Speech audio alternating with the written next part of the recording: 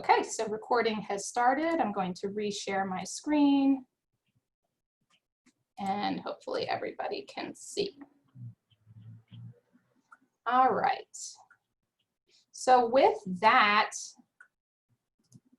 can everybody see my screen? Okay, great. So with that, I think we can just go over quickly the agenda today. So I shared it already. I'm Dory Cross. We're here with the first in an Essentials Class Series on hand sanitizers that we're hosting in partnership with the Quiet Creek Herb Farm and School of Country Living. The owners have graciously agreed to do this program with us, and we're really excited to have them. We'll also be hearing from Karen Orner with the Clearfield Jefferson Drug and Alcohol Commission, and then following that, there will be kind of the bulk of the presentation about essential oil hand sanitizers, followed by Q&As and a breakout session. We did promise gifts if you're attending this webinar, so make sure to stay tuned to the very end. We'll be doing a kind of random draw of names, and there will be more information about how to receive your gift, and then we'll close. So just really quickly, a little bit about PA-WAgN for those of you who aren't familiar. Our mission is to support women in agriculture by providing positive learning environments, networking, and empowerment opportunities. We support women in agriculture and strengthen networks for women in ag, and provide educational and mentorship opportunities, raise community awareness of ag-related issues, and sustain farming livelihoods. If you're not already a member, you can join on our website, and basically we send out periodic communication about current events, upcoming programs, opportunities for support, and things like that. I also wanted to share a little bit about the Women's Rural Urban Network, which is an initiative that I'm deeply involved with. And it's kind of an initiative of PA-WAgN. And the mission of this particular initiative is to build a collaborative network of diverse urban and rural women growers and food advocates to improve mutual sustainability, justice, and access to healthy food across Pennsylvania communities. We envision women leading in creating equitable, just, and sustainable food systems across all communities. And we have 5 guiding principles that kind of frame our work and programming in this way. So we believe that everybody deserves access to nutritious, clean food, that farmers and growers deserve to make a living, that historic and current mechanisms of oppression in our society must be identified and eliminated, and that a more just and equitable society can be built upon cooperation, communication, understanding, respect, and mutual support, and that equitable economies allow all people to thrive. So within this context, I just wanted to take a minute to recognize the events of this past week that are very heavy, and just ask everyone to take a moment to remember and honor Black lives lost to police brutality.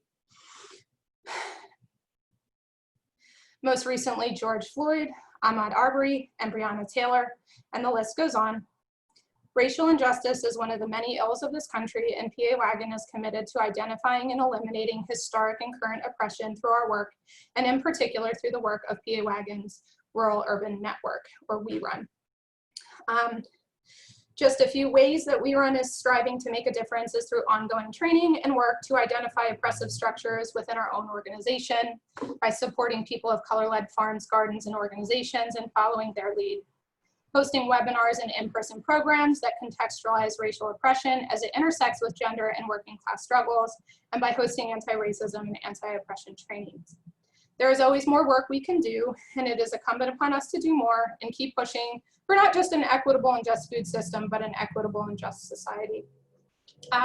If it moves you, I have here a infographic from Colorlines, shared from colorlines.com, about how to be a racial transformer, and encourage you to think about ways that you might incorporate some of these practices in your own life in ways that it might make sense, and to seek out actionable ways to support Black and Brown communities in the mutual struggle for racial justice. And there are other resources on colorlines.com, and we hope just you can begin thinking about ways that to show up for racial justice in your own communities. So thank you for considering and listening.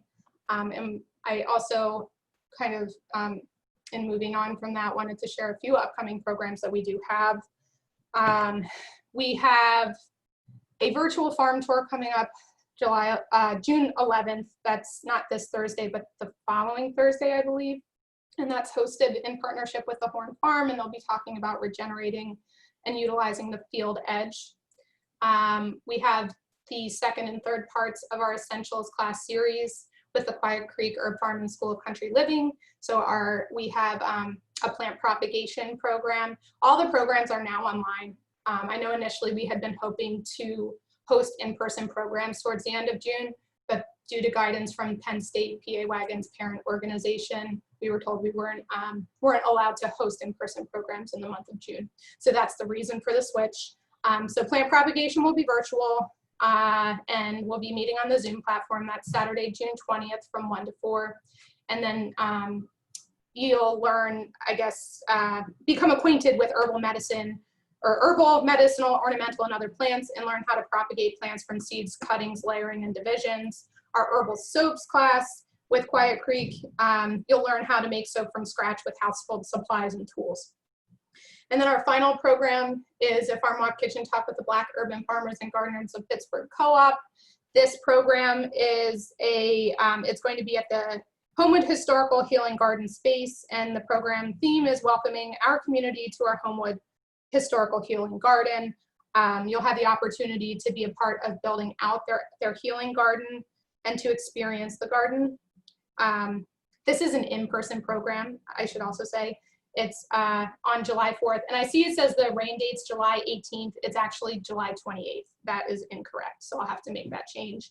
And we did have an update on the time. It will be 12 noon until 5 p.m. with a dinner that follows at the House of Manna. There is current information for this event on PA-WAgN's website, so you can find all the details there. And it's in Pittsburgh, and at the Homewood Historical Farm, which is where they're building out the Homewood Historical Healing Garden. And the workshops that day will focus on introducing mindfulness, meditation, yoga, and Reiki, and addressing community trauma. So with that, I'm going to turn it over to Karen Orner with the Clearfield-Jefferson Drug and Alcohol Commission. And thank you for joining us today and for listening. So let me just pause my share, and I'm going to spotlight Karen. Take it away. All right, thank you very much. And I'm so glad that everyone is able to join us today. And I hope that you will take a trip to Quiet Creek when we're able to travel and have our gathering restrictions lifted, because it truly is a remarkable place. And the Clearfield-Jefferson Drug and Alcohol Commission has sponsored field trips for 5th grade students and also our senior citizens in Clearfield and Jefferson counties. And we've done that for several years, and we are hopeful that we'll be able to continue that, and that people will be able to, the students and older adults will actually be able to come to the farm again. And some of you may have students that go to Clearfield Elementary, and so those students may recognize my name or my face if they're there, because most of my time has been spent in the schools providing educational programs for students 4th, 5th, 6th grade, and 7th grade. And it's exciting for us to be able to be in the schools and to partner with schools, because as you know, it's a challenge for students. There are a lot of demands on their time with the testing that they have to make sure that they are prepared for. And so we just like to partner with them, and we are able to provide for them some real good life skills. It's a 10-week program that we do, and they learn good things like how to set goals and how to make good decisions, and how to choose friends wisely, and then how to refuse peer pressure, the negative peer pressure. And we give them 6 different strategies in 4th grade, and we give them 3 more in, oh, I see some students there. How exciting, great. So if there are students who had someone from the Drug and Alcohol Commission in their schools, then they probably, hopefully remember SWIMBA, or SWIMBA RSS, and those are the strategies that they've learned for refusing peer pressure, like say no, walk away, ignore, make an excuse. And the other hand of Drug and Alcohol Commission is our case management. And those are the people who are helping individuals, helping families who have someone who struggles with an addiction, whether it's nicotine, alcohol, or some other drugs, or even gambling. And our case managers connect people to the treatment that they need and the other resources. They help not only doing assessments and getting people into treatment, but also when they come out of rehab or if they're released from a jail, then our case managers help them with meeting their basic needs. And today, I want to talk a little bit about being home. All of us are sheltering in place, and we have been since March. Now, some people, like myself, are considered essential workers, so we have continued to work the entire time. Most of that has been from home. And I think all of you who have been home with your children, with your spouses, and either trying to work or trying to fill the time that is normally taken up by work has been really challenging and very stressful. Now, I personally am happy that my daughter was home from college on spring break when we got the shelter in place order. And so I was happy that she was able to be here with us during that time. My son is on his own, and he is in DC in an apartment working from home. So I think that, for Laura Grace, who is a senior in college, it's been stressful because not only is she trying to finish up her college classes here at home, where she has a mother who is on Zoom conferences and on telephone calls most of the day. She's also away from her friends and the people that she lived with. So it's can be very stressful. It also can be very boring. If you have children, you probably have heard how many times they've said that they're bored. And so when we experience stress or boredom, we turn to a lot of different activities. Some people will be outside and walking, hiking, riding bikes, different kinds of exercises. My daughter bakes when she is stressed. And let me tell you, she has kept a lot of her family members in bread and cookies for months because it's been a real challenge for her. And so that's what she does. She bakes. Some people spend a lot of time on the computer, either playing video games or could be games on your phones, things like Candy Crush, Words with Friends. So, just to fill that time or to relieve that stress. And one of the things that we teach the children in our classes is about marketing strategies and how sometimes they're so subtle that we don't really recognize them. And so in our classes, they have learned to look at ads differently and to really see, who is the audience. For example, the tobacco ads that might have, back in the day, Joe Camel, do have cartoon characters. And so those are not really targeted to adults, but really younger kids. And as we look at all of the vaping pens and the ads that go with those, and looking at the flavoring that goes into the alcohol, and they're really looking to get younger people addicted because of all the fruit flavors that are involved, either in the alcohol or in the vaping pens. And the same holds true, unfortunately, for gambling. And it's really insidious, and it's really difficult for us to recognize the connection or the blurring of the lines between gaming and gambling. And so if those of you who are there that are play the video games online, are you familiar with the loot boxes So loot boxes are something that you can be purchased in some of your video games. And the idea behind the loot box is that you buy this, and it's almost like a treasure chest. You go on this treasure chest and you open that chest and you could find real treasure, you know, lots of diamonds and jewels.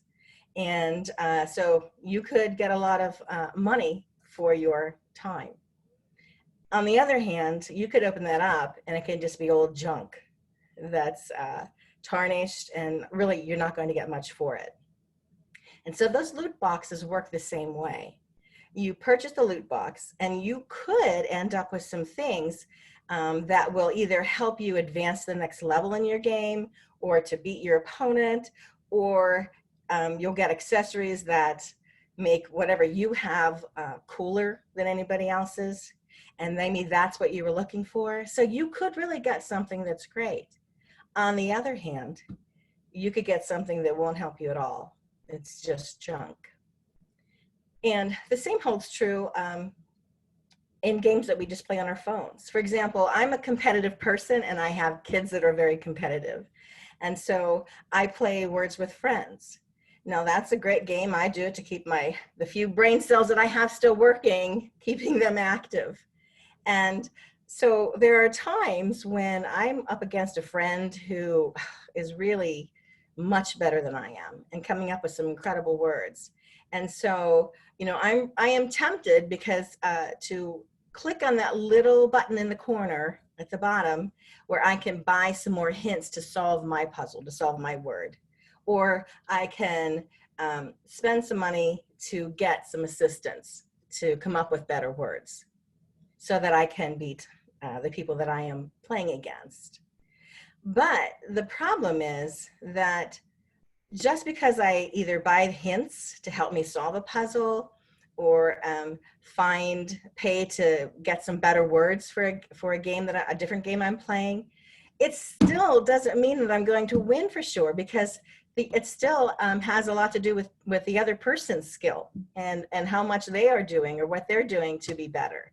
So I'm spending money in the hope of getting a good outcome, but I can't control that outcome. There's no guarantee that I'm going to win.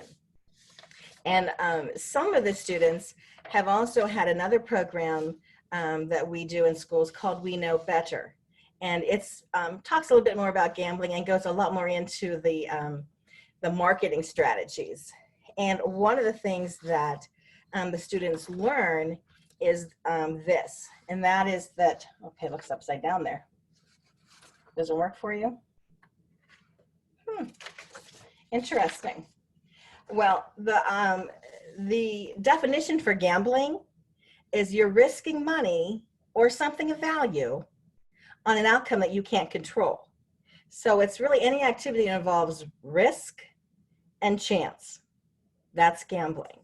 And so what we try to share with not only the students, but with us as adults, is that the students that you have now and those coming up, and those a few years older, are the first generation to grow up with such unlimited access to gambling because it's online.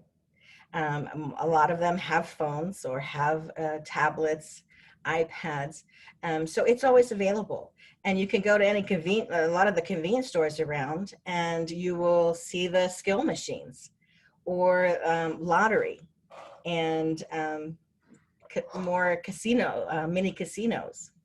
And they have access to casinos. You know, as they get older, by the time that they are old enough to actually go to a place to gamble, because of the things that are embedded in video games and just our games in general, that you can buy something, but you don't control that outcome. You don't know that you're going to get something good. By the time they're old enough to actually gamble or to go to casinos that are much closer than when I grew up, when you had to go to Las Vegas to gamble, they'll be so accustomed to risking money without knowing that they're going to get something good from it, that it's not much of a leap to gambling. Because again, gambling is risking your money or something of value on something that you cannot control or predict the outcome. And so those are one of the big things that we talk to them about. And I just think that we need to be more aware of that during this time when we're all stuck at home, or many of us are stuck at home and either stressed or bored, and we turn to those games and maybe use them more than we normally do, to be aware of that leap and that kind of blurring of the lines between gaming and gambling, because it's not much of a leap. And especially for our young people who are growing up in this generation where they're on the computer a lot, and now for school, having to be on the computer. And so as a parent, grandparent, or just someone who's really involved with the students, just to be more aware of what kind of ads are popping up, or when they're playing, taking a look at the games, and what is it they're available. Because sometimes we've had students who have racked up a lot of debt on parents' credit cards unknowingly, because sometimes you click on that and you don't even realize that it's just continuing to add more things, that you're actually purchasing things. And some games often start off that they're free, even casino type games, they're free. And usually when they're free and you're first starting, they're pretty easy and you get to win. And that's exciting that you get to win. And then as you play, eventually then lots of times they'll ask you to play for money. And then once you start doing that, they become more difficult, and people, want to win, want to get back that money. And so people end up continuing to play, even though they're losing money or don't have the money.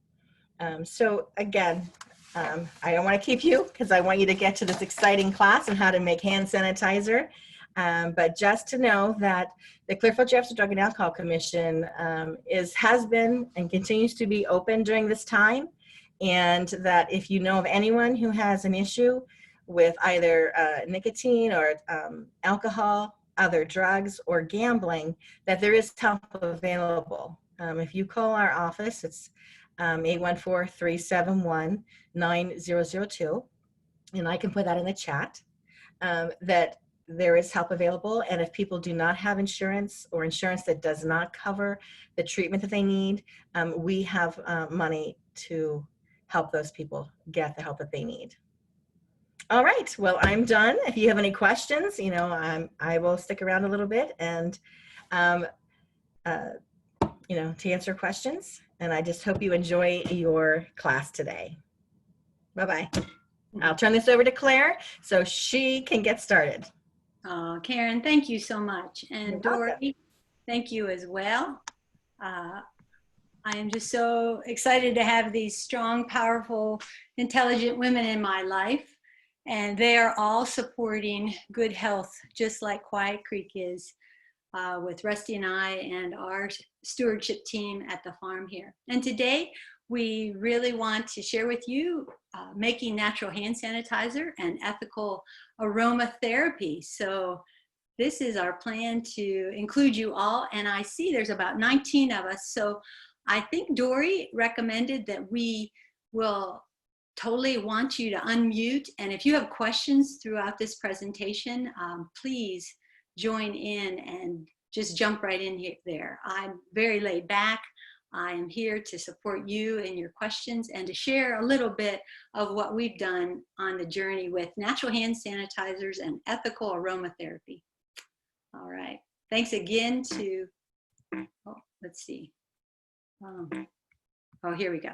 I got the clicker now. Thank you. So today what you're going to do is discover the healing properties of a number of essential oils, and specific ones that are used in making your own natural hand sanitizer. We wish this was a nose-on class. Usually it is at Quiet Creek. And when the students come that Karen made reference to, and our senior citizens come, and all of you, I know I have my cousin Nancy on the list of participants. Many of you, I see Janet and Tara, Lynn, Nancy, there's so many of you that we've interacted with in the past. And so the farm is available for you to get right in there. But today, for safety reasons, we're going to be virtual. So what I'm going to try my best is to immerse you in the understanding of how these wonderful oils heal, and they all come naturally from plants that all of us can grow. And we'll find out more about growing the plants, distilling the essential oils out of the plants, and safely and ethically using and applying these oils. So I don't see the chat group, and I don't know how to, in other words, please, if you have a question, jump right in there or put it in the chat. If you're a little timid, there's no need to be timid, but if you are, then Dory will interrupt me and read that question out loud. But I am just so grateful for the people who are our sponsors. You've heard from PA-WAgN and Ag. You've heard from Clearfield Jefferson Drug and Alcohol Commission, but there's about 3 other sponsors here that are helping us make this happen for you. And of course, through these sponsorships, they will be sponsoring gifts for you. So stay on. We're going to be on this Zoom until, probably 3:45, 4 o'clock at the very latest. And what that means is at the very end, Patty Niner, the executive director of PA-WAgN and Ag, she'll be drawing 10 names out of our 19. And of course, Karen, Dory, Patty, and I won't be part of the winners. So there's going to be a lot of you that go home with gifts, and we'll tell you all about that at the very end. So of course, I come to you from Quiet Creek Herb Farm, a small farm in Western Pennsylvania. A lot of you have been here. We welcome you to come.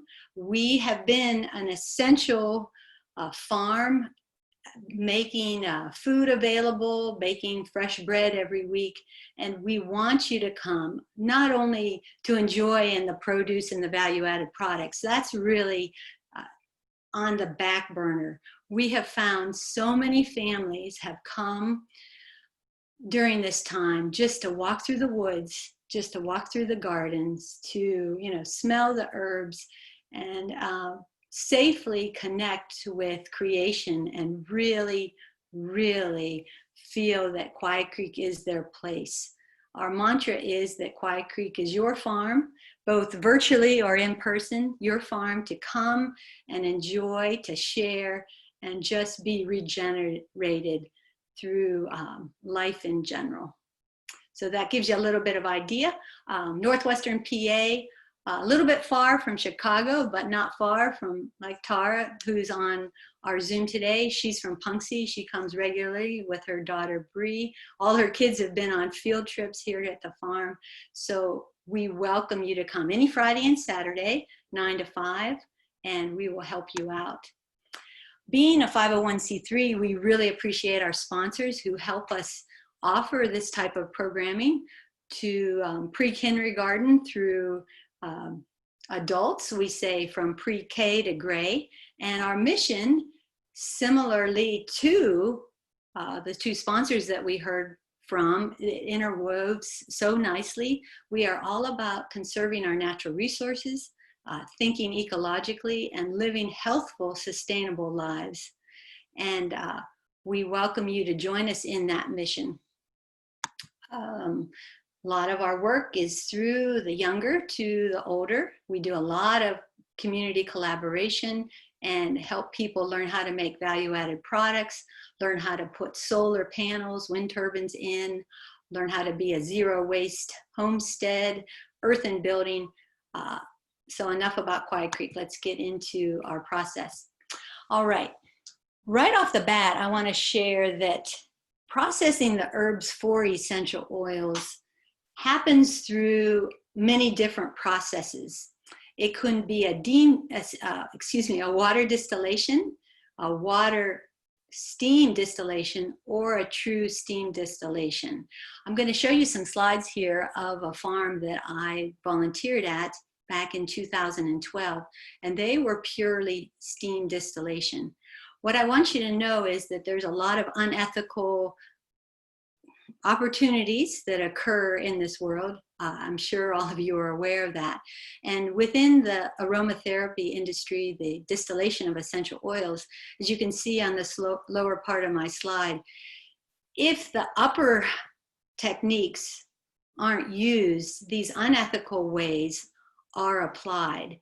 In taking plants, they are, instead of stripping the oil from the leaves through water, steam, or a combination of that, they are applying extreme pressures. And kind of think about an olive oil.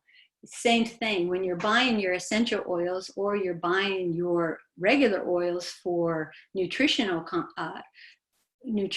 input, you know, the olive should be cold pressed, just kind of pressed physically, but you shouldn't press the olive, if you will, or any of the oils or any of the plants that we're talking about for the production of these essential oils. You don't want extreme pressures. You don't want solvents, which are unadded chemicals applied, and re-extracting by a re-distillation process isn't healthy, nor is, and this is where I really share my dislike of unethical practices, people are actually using synthetic oils to mask or to enhance the true natural essential oils, and these fragrances or scents can be very harmful to your health by all means. So I just wanted to touch on that right off the bat.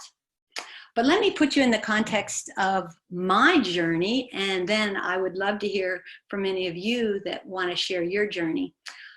2011, I was in my own herb garden that you saw on the first slide of our presentation, and I was just feeling a lot of pressure, probably similar to what people are feeling today, just some heavy burdens. I know I had about 4 apprentices on site and a lot of grant reports to write, and I was in the middle of my own herb garden, and I walked into the house, and a lot of you know my husband Rusty. He said, "What's up, Claire?" And I said, "You know, honey, I'm just feeling a lot of burden right now." And he said, "Well, what do you think?" I said, "Well, I remember my parents took sabbaticals when I was a little girl. I'm the youngest of 5 daughters. And I said, you know, they went off and they learned some new things and they wrote a little bit and they were re-energized to come back into academia. Both of my parents were either a science teacher or a college librarian teaching classes at Clarion." And Rusty said, "Well, a sabbatical, what do you mean by that?" And I said, "Well, it's what Mom and Dad did." And he goes, "Well, you know, I've heard that word." And he said, I heard that word in the Bible." And I said, "Well, what do you think?" He goes, "Yeah, let me look that up." So he looked into the book of Leviticus. It's in the Old Testament, the Jewish portion of the Bible. And he said, "Look, it says you should let the land rest every 7 years and let it regenerate itself." And of course, we put that context not only in our own farming context, but to ourselves personally.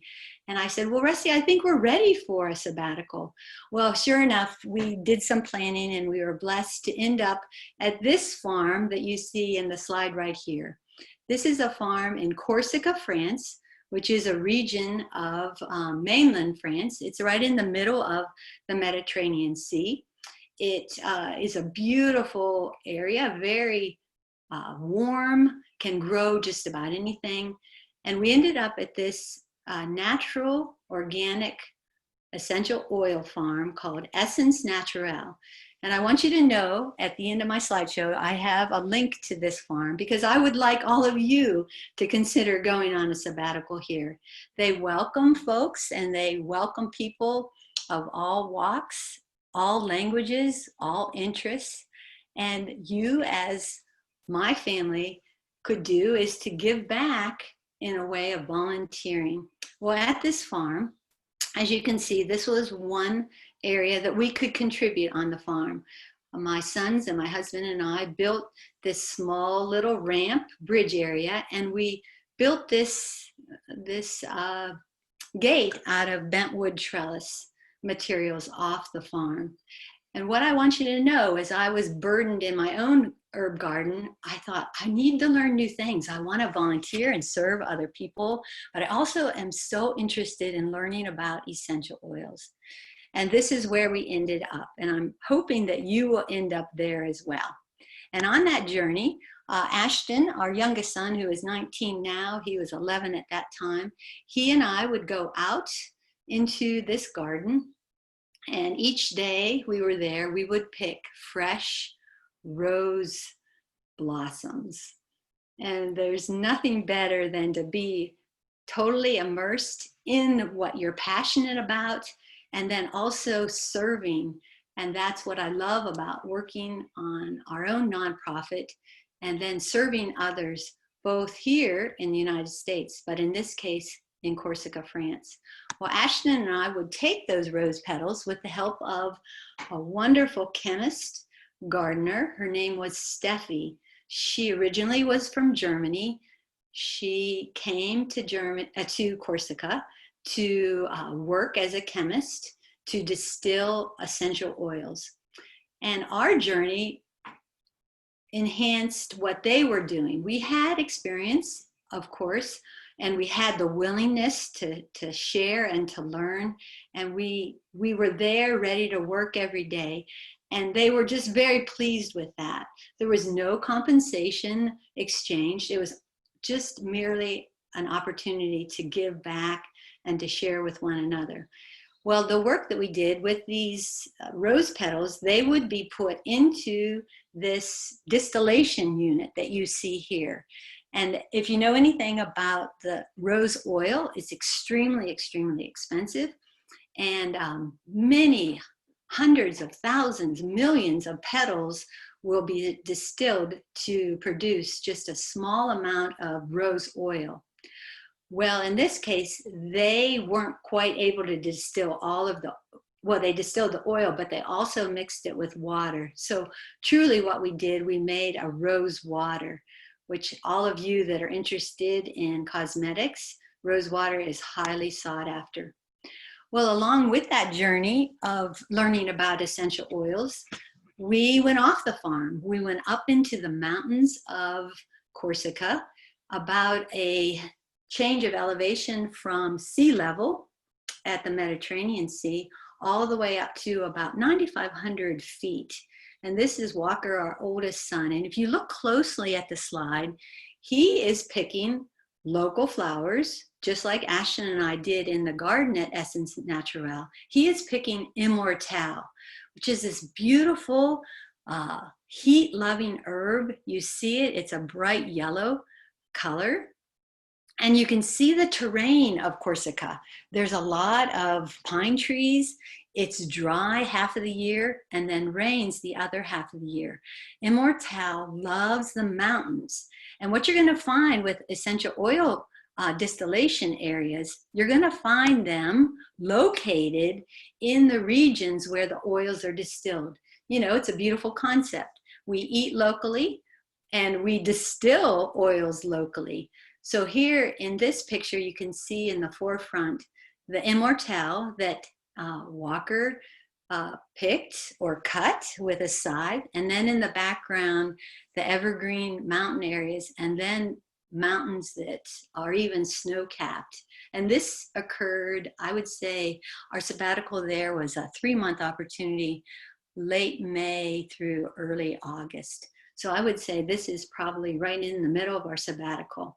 So the idea of ethical aromatherapy, which will lead us into making our hand sanitizer, is to know about these plants, know where they come from, so you can truly experience the value of them, and also use them in a very sparingly way so we're not overusing them.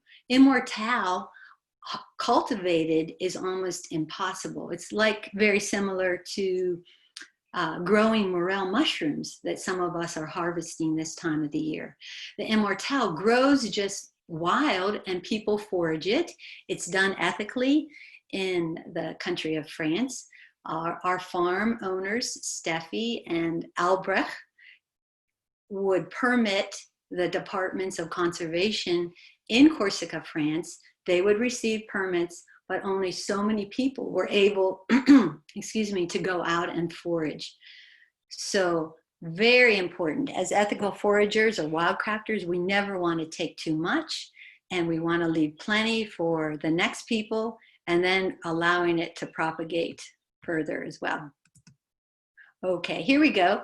The Immortelle now is put into the big tarp, and there's Walker. He's about, I'd say, 13 there. He has his braces, and he was trying as badly as he could to keep up with the other workers, and he was working twice as fast as Rusty and I, but the workers from all over Europe who came as migrant workers to work the essential oil farms, they were working twice as hard. Well, everyone was working really hard, let me put this in context, but to be able to cut the Immortelle, you can imagine a difference in speed between all of us. So Walker did all right. Okay, now let's get back to the farm. We are back at Morani Plage, which is the small community near Saint Nicolas, which is where the farm was located, in between those two little towns on the island of Corsica. Now, Corsica is also the homeland of Napoleon Bonaparte, for any of you history buffs, and they say it could even be the homeland of Christopher Columbus. So that was of interest, but that's a whole nother story. What I want you to see is in the background is not Immortelle, but another native plant called myrtle. And this was collected by the team at Essence Naturelle. And all of that herb in the background of where Walker is standing was added to this huge vat. This is the distillation unit. This is the steam distillation unit that is used to strip the oil from the plants, and then as it is stripped with the steam, the oil rises to the top of the vat. Let me show you the vat with the lid on, and you can see the pipes off to the left-hand side. There's piping, I think there's, let me go, here we go, this will help you out. At the bottom of the vat, the steam is forced into the vat, and then it is heated up, and then it goes out that pipe that you see to the left. And if you remember back from your physical science classes, that every part of the universe, every part of matter has really 4 different states that it can be in. It can be in a plasmatic state, which is really, really super hot that we see around stars. And a little cooler than that would be the vapor. And then as we cool down more, it turns into a liquid. And then if it gets cooler yet, it is in the frozen state or the solid. So what the goal of a ethical aromatherapist slash essential oil farmer is to remove that oil, which is in a liquid in the plant material. You go back one, I'll go back another slide. So think about this myrtle is full of this oil, right? We put it into the vat, we send steam through it, and as the steam strips the oil from the leaf, it turns into a vapor or steam itself, correct? And then as it goes out of the pipe, back here to the left, it then turns into a liquid. So then that liquid is at a different boiling point than the water or the steam that is pushed through, and we then let it drip out, and you have pure 100% essential oil. Hey, Claire, we have a question real quick. Oh, good. I was going to stop right there, and let me take that. Go right ahead. Sure. So Lisa Simon says, I'm curious what is done with the materials that remain after the essential oils are extracted, i.e. the plant matter. Is there anything that can be done other than composting? Oh, well, Lisa, great question. Exactly is what they do on this essential oil farm. They did take the stripped material and they compost it.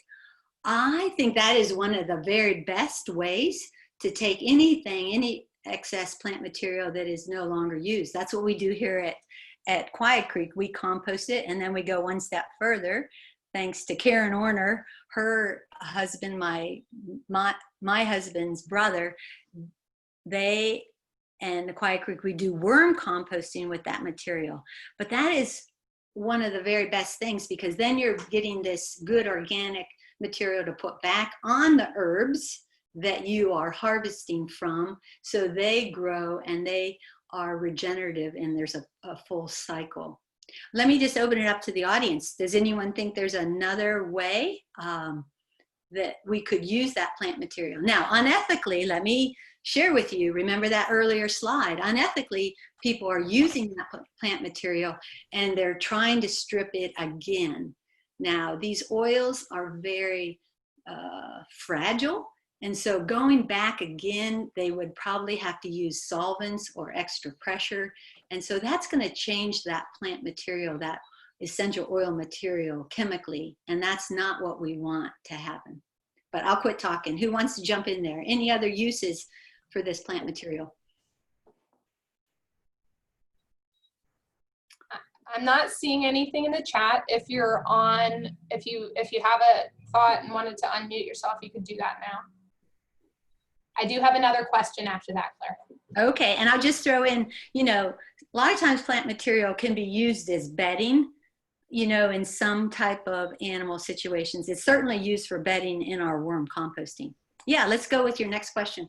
Okay, so the question is from G. Zanati.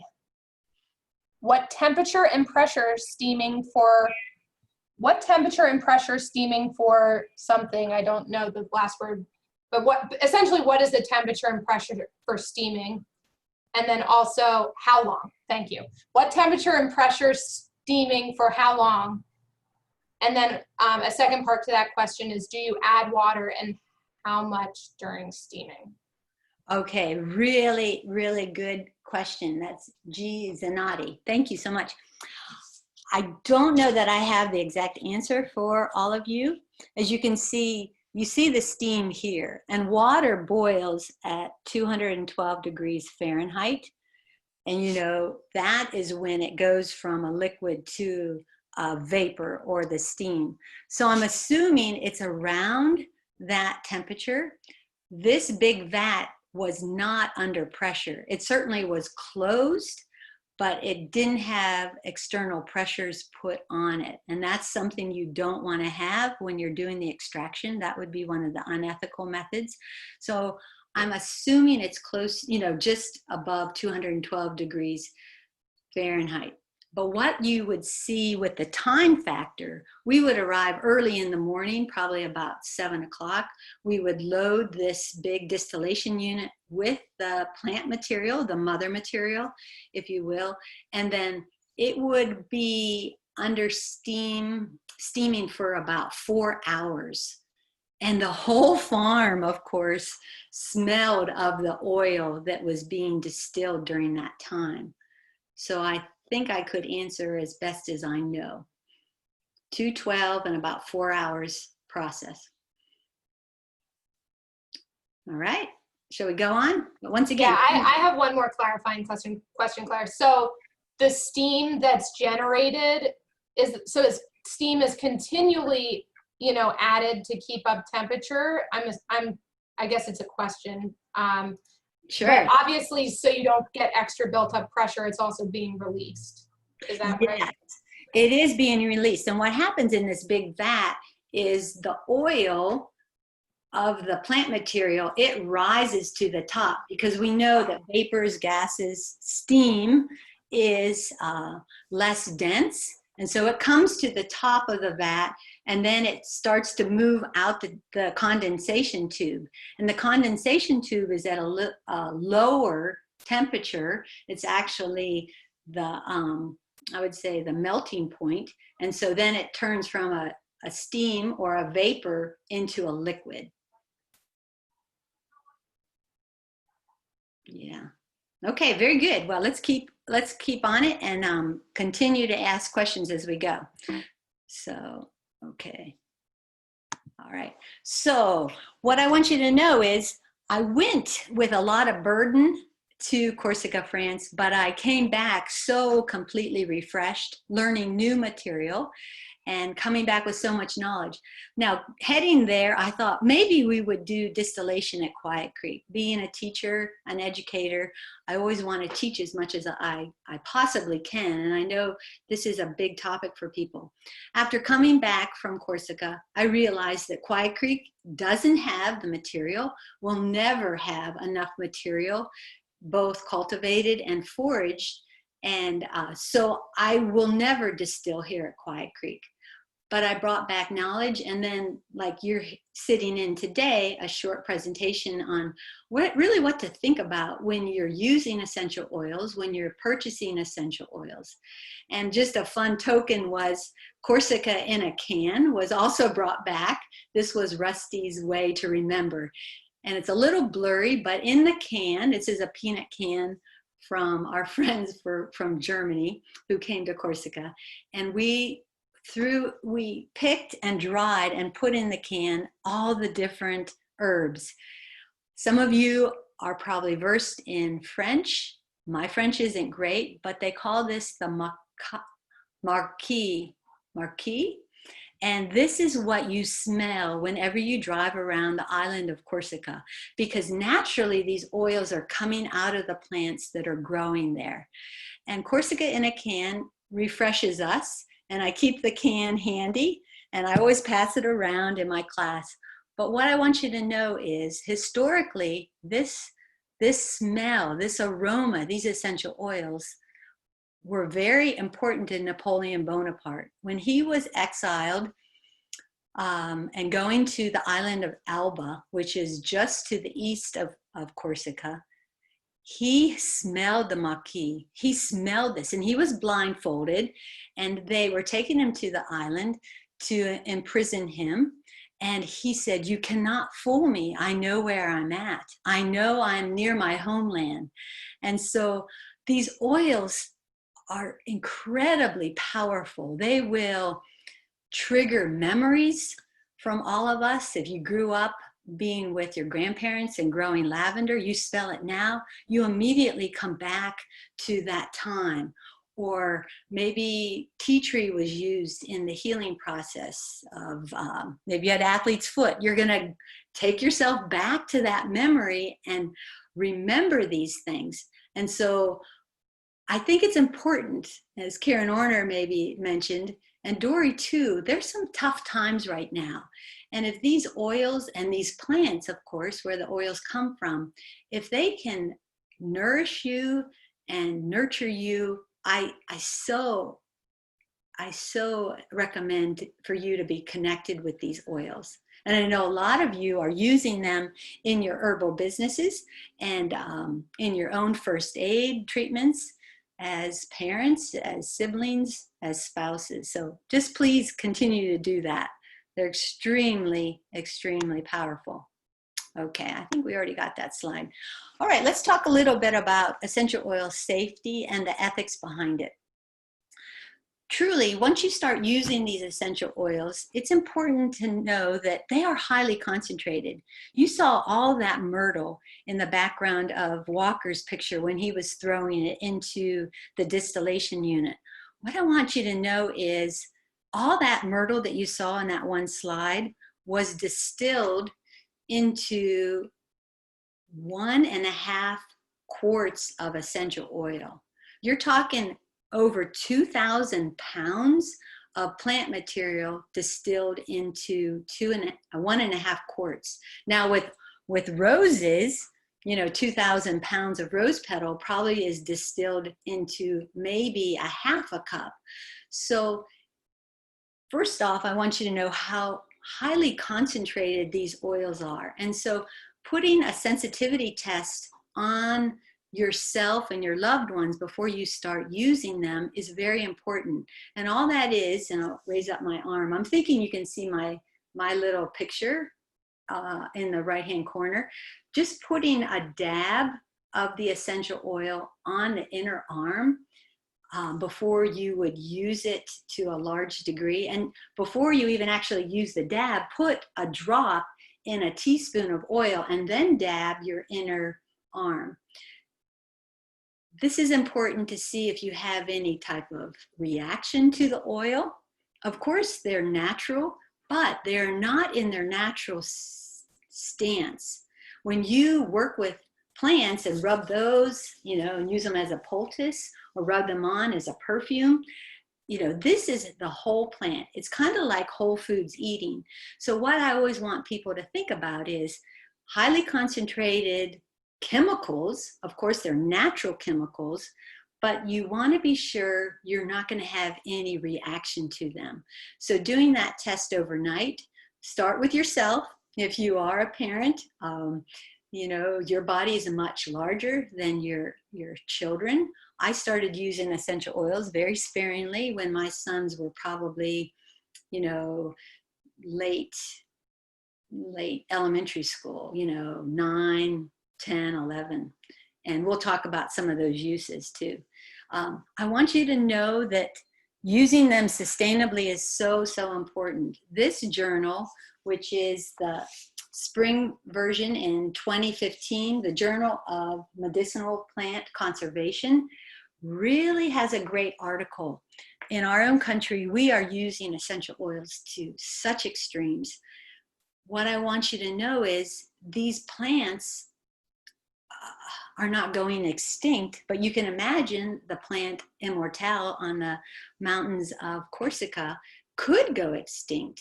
It's easy to cultivate a lot of the plants, but what is important, all of us who are part of this creation, learning to use things sustainably and using it in a regenerative cycle is really the key. I know I truly want this beautiful planet to be available for generations to come. And I know personally what I do to make that possible for the future stewards of the world, of our homesteads, of our parks, you name it, everything that is here on the earth. It's very important for me to take that responsibility. I'm going to just jump down a little bit here. And at almost to the very bottom, I wanted you to consider that less is more. There's no need very, very often to use these essential oils. If you use the whole plant to make an infusion or to make a salve, you can stay away from using essential oils. And what I want to share with you, as US Americans, I find our culture is extremely consumptive. We're extremely wasteful, but there's room for education. I think all of us want to do what is best, and education is the key. So truly, less is more, and we'll talk about how we can use the essential oils in a smaller amount and use the whole plant. Okay, I'm going to jump up a little bit further.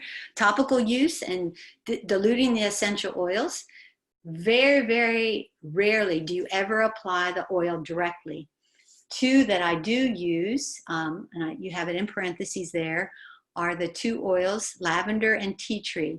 They can be applied neatly. That is a term where you do not dilute them with carrier oils like grapeseed or almond, or I use a lot of organic olive oil in my own herbal practices.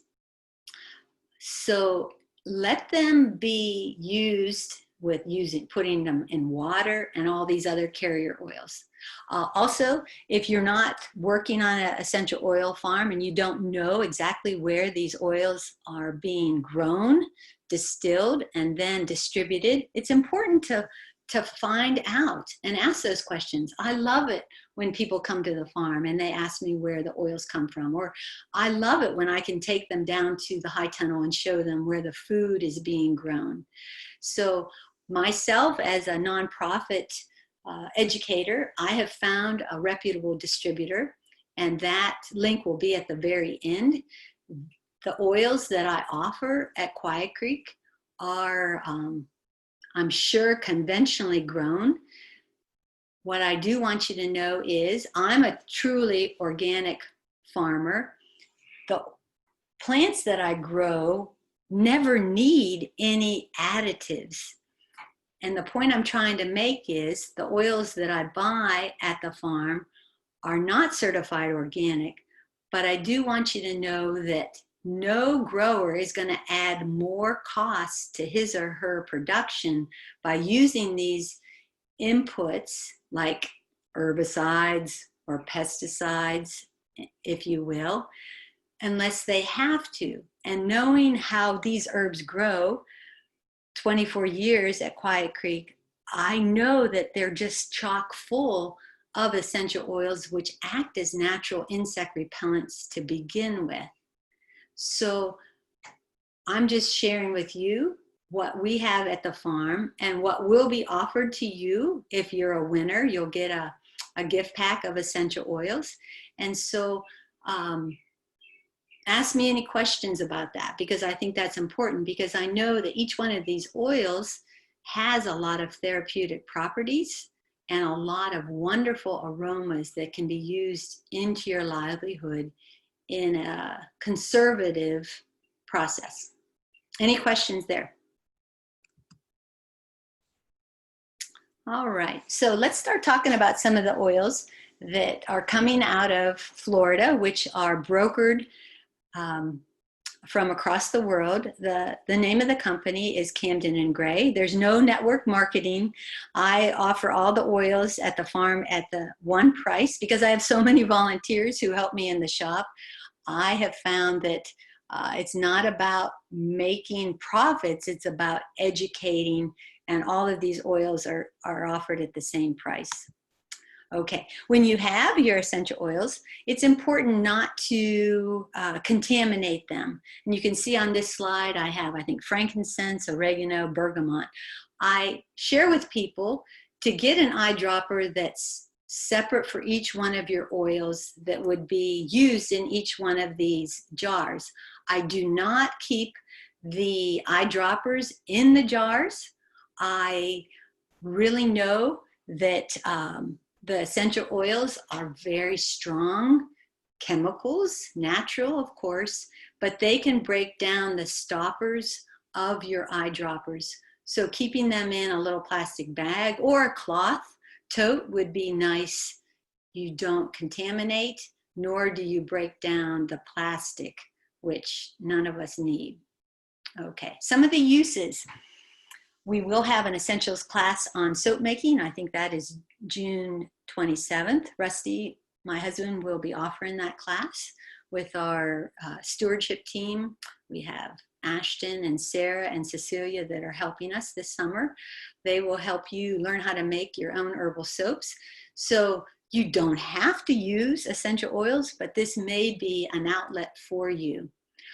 Using them in herbal salves. You can make your own toothpaste, sunburn healing. I have a jar of lavender and lemongrass, probably about 5 drops of each in a half a cup of water. I just keep it right in the bathroom and we all douse it with it. We don't take these oils internally. I didn't mention that in my safety talk, but what is important, I do not recommend the internal consumption of these essential oils. Even if they are certified organic, I just know how incredibly concentrated they are. And if I need to ingest lavender, I make an infusion with lavender, or I take lavender and I infuse it into water, or I infuse it into organic olive oil if I needed to internally take this. So I always want people to ask questions about that and to talk to many people. I just feel we've gone too far with the use of essential oils in an unsustainable fashion. But Carpet Fresh works good. Take a handful of baking soda, a couple drops of peppermint essential oil, sprinkle that onto your carpet. It'll probably help break down the flea population if you have that problem. But when your vacuum cleaner is running, you're going to smell each one of these different essential oils you might use in that handful or cup of baking soda. You can add them. I make my own detergent. I don't put essential oils directly into the detergent that I make, but I take Rusty soap and I grate it. And if it has essential oils, then it helps disinfect it. Put a couple drops when our sons were a little bit older and they may have some congestion. I would take a couple of drops of eucalyptus essential oil in their bathtub, and then the natural steam would help vaporize the essential oil of eucalyptus, and they would breathe that in and cut down on any type of congestion. Hair tonics, and then what we're going to talk about today, hand sanitizers. Okay. All right. There's quick question, Claire. Oh, please go right ahead. Do you recommend essential oils for scenting candles? Okay, good question. I do not, Dory, or whoever asked that question. We've dabbled with that, and I'll tell you why I don't. I think there's a much more practical way if you want natural scent from in your room. I know a lot of people have diffusers. What I find is the very best way is just to get a little cotton ball or a piece of cotton or linen, wool, any natural fiber, and put a couple drops right on that cotton ball or piece of cloth and tuck it where you want it. As the room heats up, you are going to see that that oil will turn from a liquid into a vapor, and you will naturally be pleased with it. You can stick those little cotton balls in your car. You can stick them in a heater duct in your own home or under your pillow. And I feel that that's a better way. And the reason why is the heat from a candle will vaporize that essential oil so quickly. I had a young woman who apprenticed with us. She came to us from Ireland. And at Quiet Creek, we always want people to have a chance to learn something new. And her idea was to learn about candle making and using essential oils. And we totally gave her all the beeswax and all the essential oils that were needed. And what she found was in a small candle, maybe about, 4 inches by 4 inches, a circular cylinder, it would take close to 3 teaspoons of essential oil to really give the aroma. And if you've ever worked with oils, you know that 3 teaspoons is a whole lot. So just putting a couple drops on a piece of cloth, you're going to get the same amount of wonderful aroma and the meditative effect, the soothing effect, if it's like lavender for natural relaxation or chamomile, but you're not going to lose it so quickly. That heat is really rough on the essential oils. So that's my take on that. So this young woman decided, you know what? I learned from this. I think I'm going to do things differently. So she ended up making all kinds of beeswax candles with pressed flowers, but she realized the aroma of the beeswax was so pleasant, and the high consumption of the oils, she knew that wasn't sustainable. All right, so in Rusty's soap, you're gonna find out, like a 54 batch of soap has maybe 1 to 3 ounces of essential oils, which isn't very much. Okay, I use it in different salves that I make for healing. This is my arthritis salve. It has a lavender oil in it. Lavender is so healing to the skin. All right, so let's talk a little bit about growing, since we're all here with Pennsylvania Women in Agricultural Network. Growing these herbs, a lot of the herbs can be grown here. A lot can't be grown here, but we're here in northwestern Pennsylvania. We're right about zone 4. We grow many of our herbs in our high tunnels. Basil, stevia, rosemary, lemongrass, lemon verbena, these hot weather herbs that would grow outdoors in Corsica, France, or in Thailand, or in Jamaica. Having these high tunnels available, you can see Ashton there, and the big rows of different things growing, works really nicely. Now, you can grow all those herbs definitely outdoors, but in a heated area, you're going to give them so much more, and they will probably double in size for you. So consider that. And I know NRCS has grant programs where you can bring a high tunnel onto your property if you are willing to keep some data for them. NRCS is the Natural Resource Conservation Services, I believe.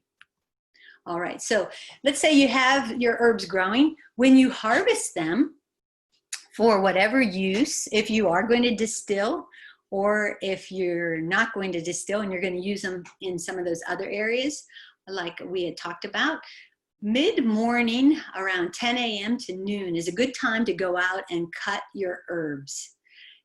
This time of the year, the dew would have lifted.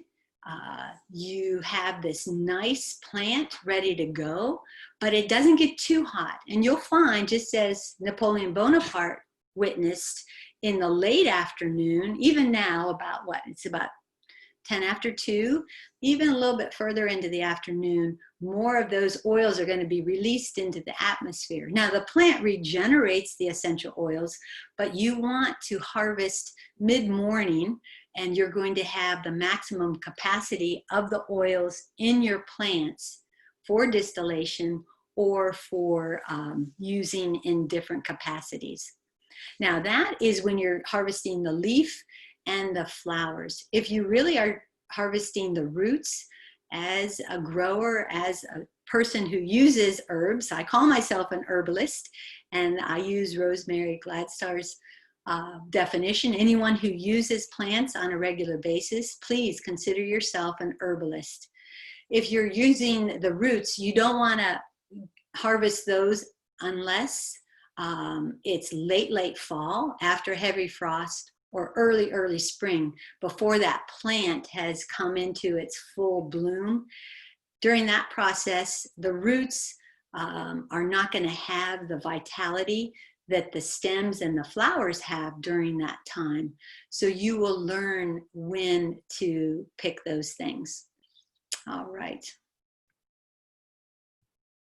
Okay, let's look a little bit closer at some of the herbs that I want to introduce you to, and then we'll look specifically at the herbs that we're going to be using in our hand sanitizer. But I think this is going to be of interest to you. I think I have about 10 different herbs that I want to share with you. Cedar wood, and what I want you to know is you all, thanks to Patty and Dory, received a handout with about the 25 different essential oils that Quiet Creek offers through the broker Camden and Gray, and you will give me a list of those herbs. The handout goes into a lot more detail, but let me just highlight a few that we use here at the farm. Cedarwood, I use this on a regular basis to counteract ticks. If you're a reader of Mother Earth News, this is 2015 article as well, and it talks about how cedarwood and geranium are wonderful tick repellents. And I know this is a bacteria in the tick that causes Lyme disease. So using natural remedies really work. You can make up a salve or just an oil. I use organic olive oil, maybe a cup of organic olive oil, and I put a teaspoon total of these essential oils. And then that can be applied to the back of the neck if you have a dog. I know cats are really sensitive to the essential oils, or your own body, your own loved ones, put it on where you have exposure. A lot of times when I go out in the woods, I wear hats and I wear long sleeves and I wear shoes and socks, but believe me, having 2 sons that love the woods and love to go barefoot, no, I didn't make them wear heavy clothing, but they were so wonderful to have a little bit of tick repellent put on, but also follow up by tick checks, because we know Lyme disease can be very, very debilitating. All right, another wonderful essential oil is lavender. Both rose geranium and cedar wood can be grown here, but lavender is really, really easy to grow. And lavender can relieve everything from insomnia It's an antiseptic, meaning it kills bacteria, of course. It's antifungal, it's antiviral. I use it whenever I do get a tick bite. I remove the tick and then I dab it with the essential oil of lavender. There's many oils you can use. That's just a mainstay here at Quiet Creek. It also helps heal sunburn. I made reference with that earlier about the sunburn water that I add with lemongrass. It also is anti-scarring. When I had our first son, thank you for Western medicine, Ashton came to us in an emergency C-section, and through the incision, I placed my healing salve and doctored with a little bit more lavender to reduce the scarring. I've helped bring people back from a shock situation by just smelling the essential oil of lavender. No application on the person who was in shock, but talking them through slowly, helping them deep breathe and breathe in the essential oil of lavender. Wonderful, wonderful herb and easy to grow. Lemon. Oh, yes, go ahead. We have a few questions. One, they're both going to back up a little bit, but the first is from Lisa Simon. How did you develop your recipes for things like arthritis? Do you have any, or would you provide some resources you recommend for recipes? Oh, yes. And Lisa, there are no secrets at Quiet Creek. So what I can do as a follow-up, I know Dory and Patty will be sending out follow-up information, a survey and so on. I'll get together these recipes I would love to share with you. And really the way I developed these recipes was through, working with a library of books in my own home and going to public libraries and reading as much as possible. So please know I will share ounce by ounce, teaspoon by teaspoon on any of these things that I make reference to. Absolutely. I'll follow up with that. Thank you, Claire. That'd be wonderful. Absolutely. And another question from Lori in a similar thread is, how much olive oil to the essential oil do you use for the tick repellent? Which yeah. Yes. A lot of the repellents or the salves that I make, I use a 1 cup organic olive oil to 1 teaspoon total of the essential oil. So in some cases, when you get my recipes, you're going to see maybe there's 3 essential oils. So of course that would mean 1/3 of a teaspoon of each of the 3 in 1 cup of organic olive oil. And a lot of times you just need to do that cold infusion. I tend to like the salves to be stiff. So I use the organic beeswax off our farm. So let's go back to the arthritis salve. I'll just show you that picture real quick. Okay, so it has valerian root, it has St. John's wort, it has yarrow. So what I'll do is I'll do a hot infusion of yarrow and valerian in the olive oil. As I heat that, I put in 1/2 ounce of beeswax. Now, don't try to remember all this. I'll send this recipe to you all. So I'm doing a hot infusion of the root of valerian and the flower and leaf of yarrow. That takes place over about a 45-minute period with, for every cup of olive oil, 1/2 ounce of beeswax. Then, very interestingly, I pull that off, I strain off the herb, and then I have done a cold infusion with St. John's wort flower. And that is, St. John's wort is so susceptible to the heat. I take the flowers of that and put it in olive oil, and I put it behind closed doors for about 2 weeks.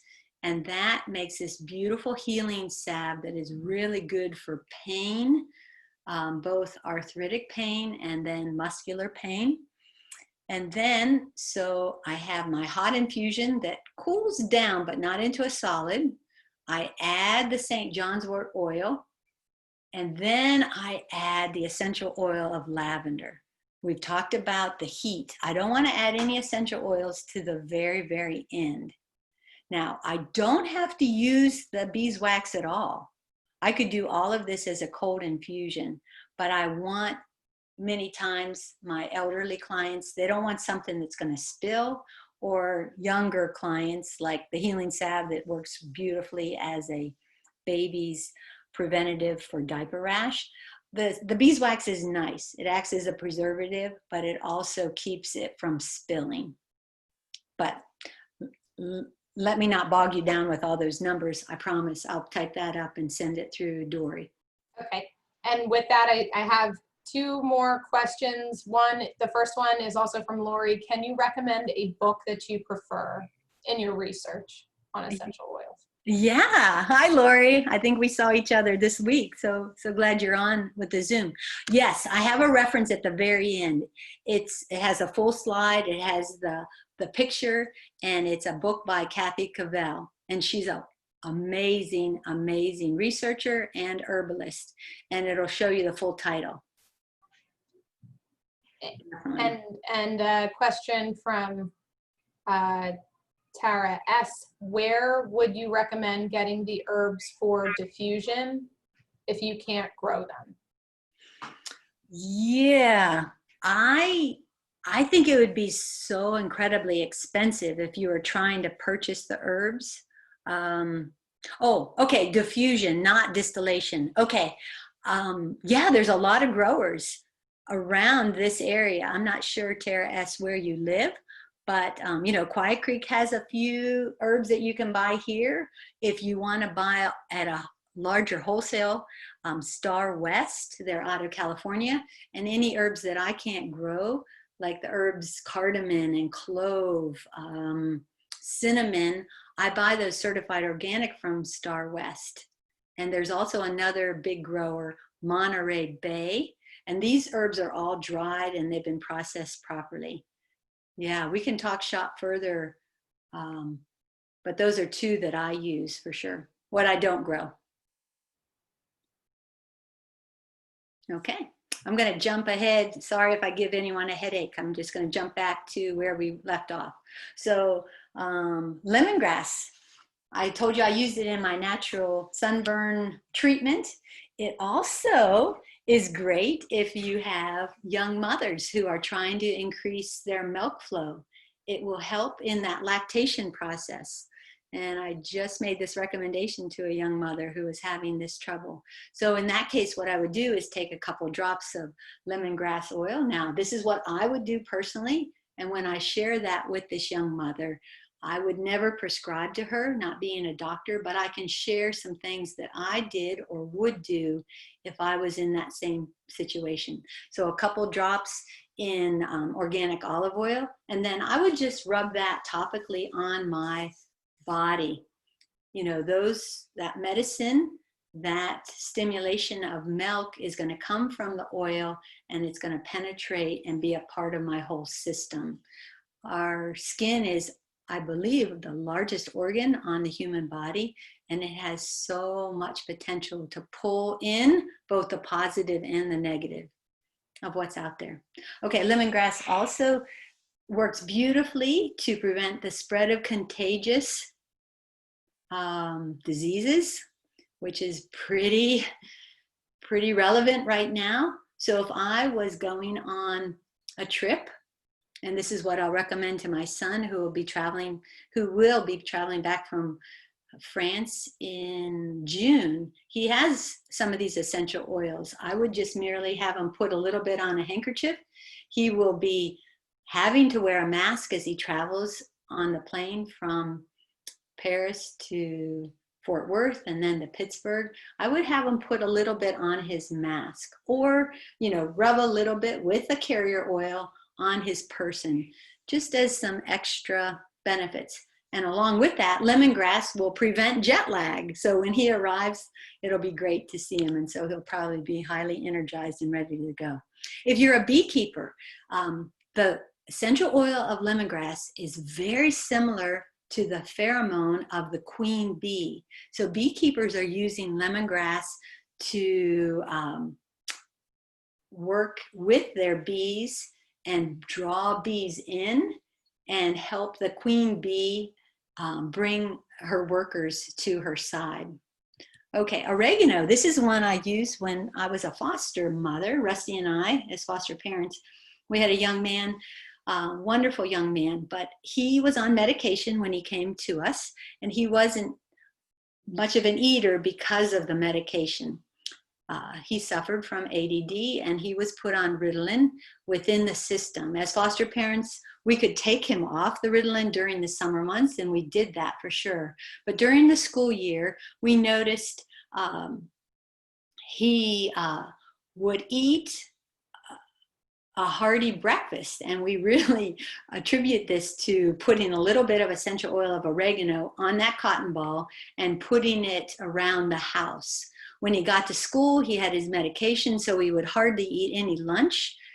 This medication takes away your appetite, and then in the afternoon, once again, he was exposed to the essential oil. It wasn't on his skin, it wasn't applied, he didn't have it in his food, but he could just smell the oregano oil. And we found that he was a pretty hearty eater.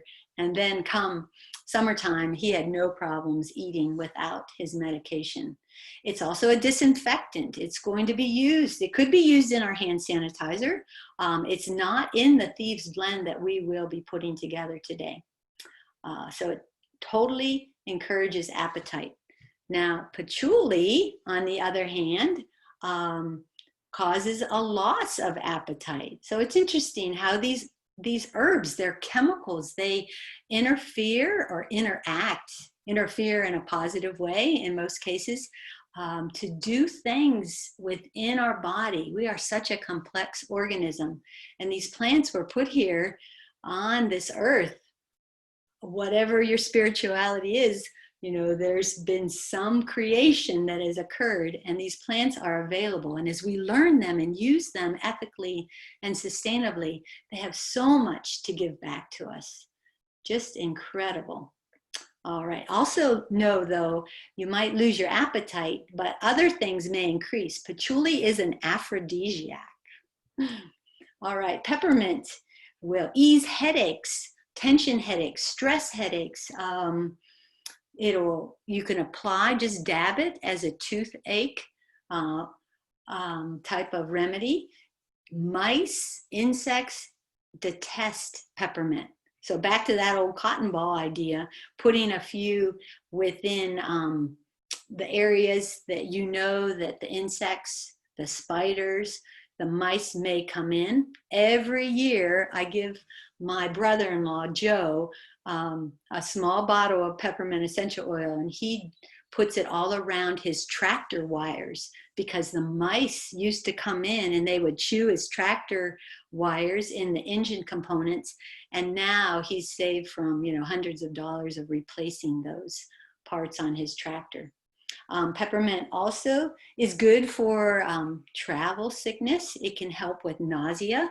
No need to use the essential oil. You can chew on one of these leaves for those things instead of using the essential oil. But if you are away from your mother plants, the oil works nicely. Peppermint also is a wonderful a decongestant. I put it in my sinus salve with rosemary and eucalyptus and the essential oil of peppermint. Okay, rosemary, easy to grow, but a tender perennial around here. It will clear the head, helps you focus. It can aid in short-term memory by stimulating choline and acetylcholine. Rosemary is wonderful in food, and I love when we use the whole plant, not just the essential oil. Chop up rosemary, put it in your stir fries. I'm a big Weston A. Price proponent. It's how we eat at the farm, so a lot of good whole butter, a lot of organic coconut oil. I mix that in. I make my own ghee. I mix rosemary in with all of those in many of the dishes that we make here. Let me see what else I can tell you about rosemary. It is an antioxidant, and it is known to actually help with anti-wrinkles. I put it in olive oil and put it on my face every night. I started doing that when I was 40, and then 45, 50, I started putting it, under my eyes when I was 40. When 5 years later, I started putting it on my face, and now I'm just about ready to turn 60. I've been using it for the past 10 years over my entire body. So nice, natural way to remember things and to prevent cancer. It's an antioxidant. Lovely, lovely plant. Tea tree is wonderful. It's just as healing as lavender. I showed you lavender earlier, antifungal, antiviral, antibacterial. With these two essential oils, they can be applied neatly where you can dab them on directly without cutting with a carrier oil. I always share with people, which aroma do you enjoy? Do you enjoy the lavender or do you enjoy the tea tree? Tea tree is very medicinal. It's a nice clean aroma, but if you prefer lavender over tea tree, then use lavender as your first aid treatment. Okay. All right, Dorian, what I was thinking here is let our wonderful participants, I'm going to say 18 to 19, have a chance to get to know each other. And Dory's going to put you in breakout sessions. And what I just thought, we all are a learning community, and we have the opportunity to share. And I know so many of you that are on the Zoom today have so much to offer. And some of you have more questions and you might feel a little more comfortable in a breakout session. So what I would love, someone to step up to bat in each of your groups and introduce yourself. You don't have to use your full name if you feel more comfortable, but what I want you to, the first person who has an I in their full name, be someone who will step up and introduce yourself and tell your first name, where you live, and maybe why you signed up for class today. And then here is just some questions that I would love for you to think about in your breakout session. Number one, can anyone in your group guess where the name thieves oil came from? We'll get into detail, but I'd like you to have that discussion in your group. And then I would like you to look at cinnamon, clove, eucalyptus, lemon, and rosemary. These are all in the Thieves blend that we're going to use for your hand sanitizer. And find out, or maybe hypothesize, why you think these 5 oils are put in your hand sanitizer. And we're all about accessing information. In parentheses there you see, you can read up on the 5 oils on your handout. Now, if it's too challenging to kind of juggle back and forth between the breakout Zoom screen and the aromatherapy handout that Dory sent you this week, don't do that. I don't want to add any stress, but maybe you have some experience with cinnamon, clove, eucalyptus, lemon, and rosemary. And maybe in your own experience, you can share with your group how maybe this would be a great component of the Thieves blend for the hand sanitizer that we're going to make. And then feel free to take a short break after you get to know each other and answer these questions. Do a little research amongst yourself, and we'll come back. Now, Dory and I had planned about 30 minutes. That may seem like a lot of time, but I think you've been listening to all of us go on and on, share a little bit. And what I'm thinking, let's take 25 minutes, Dory, and come back at 3 o'clock. So instead of 30 minutes, I'm a little off schedule. We'll go to 25 and we'll pull you back together. Now, I just threw a whole lot of information for this breakout session. Yeah, so I will create the rooms and I will also resend these questions to everybody because you will not be able to see this screen in your room, so it'll come in a chat. And there will be 4 to 5 per room. Does that sound right, Claire? Oh, that sounds ideal. Those are nice small groups. So. Okay, all right. See you all in 25. We'll be back at 3 o'clock. If you have questions, put them in the chat and Dory will help us. Okay, yep. Thank you.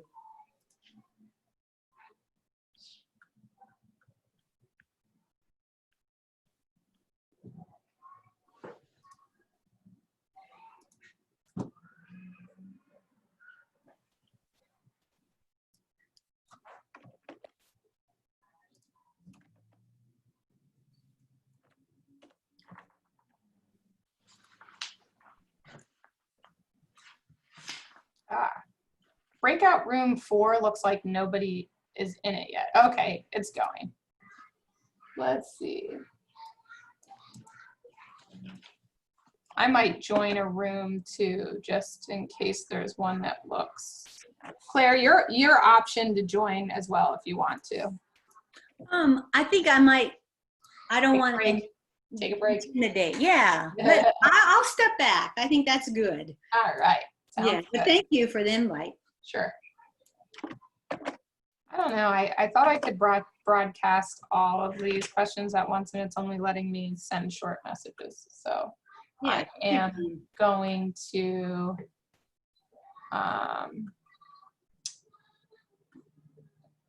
I might pop in a room because it looks like breakout room 1 has 3, breakout 2 has 5, breakout 3 has 4, and breakout room 2 only has 2 people. So I'm going to join that one. Okay. I'll stay close. Dory, if you have questions for me.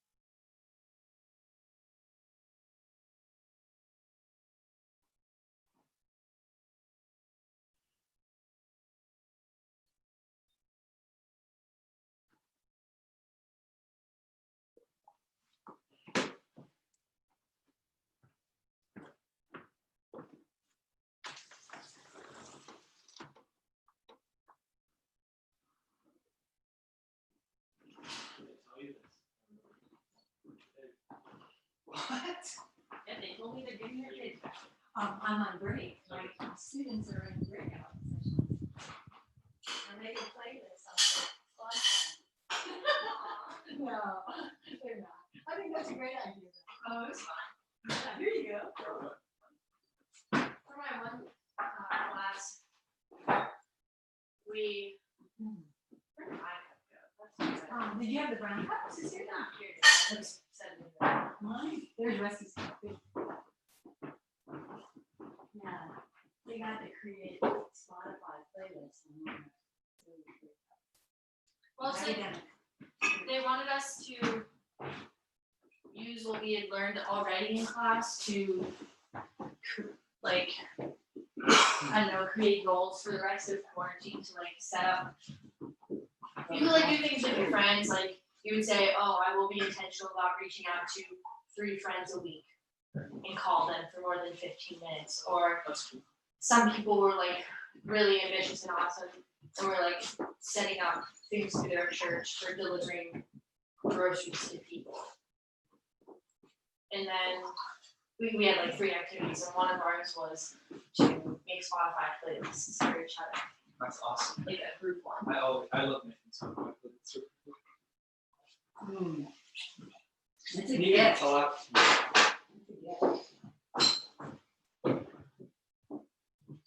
I do one like where you collaborate on it. That's fun. I love that. Yeah, so we did, everybody included their favorite song at that moment, like what like favorite song, one that you're listening to the most at that moment. Your like quarantine anthem and the song that reminds me the most of Northland. Oh, What were yours? Build the wall. Yeah. Still hot. babies. Oh, and I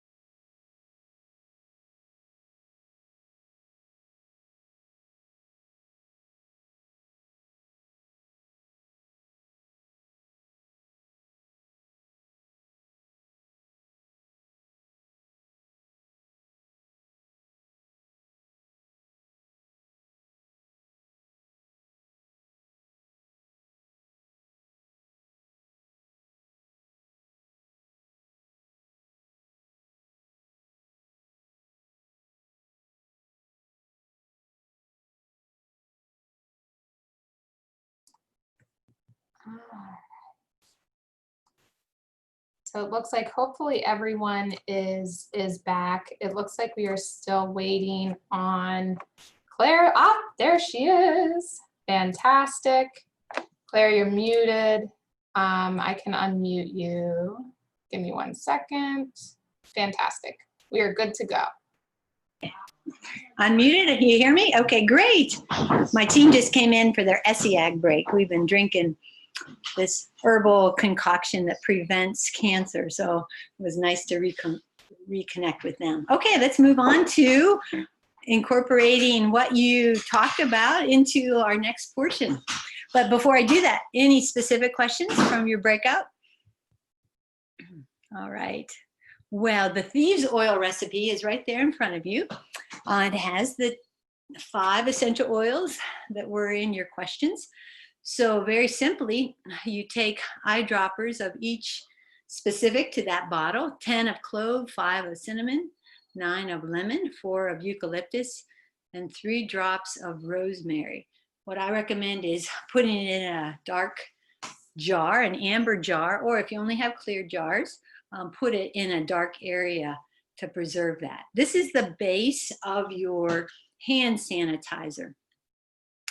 And what you're going to find is that the thieves oil, being made up of these 5 different essential oils, came way back. I think it was the 1300s. I'm hoping in your groups, and please step up and share this. Did anyone know the definition of thieves oil in regard to the bubonic plague? Don't be shy, you truly can share. Okay, if not, it's not the same situation of what's going on here today, but I see a lot of similarities.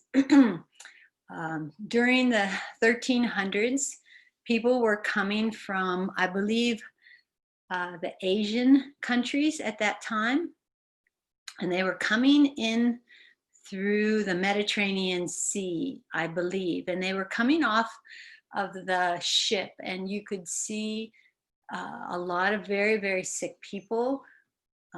This bacterial infection, it was not a viral infection. The bacterial infection came from a bacterium called Yersinia pestis.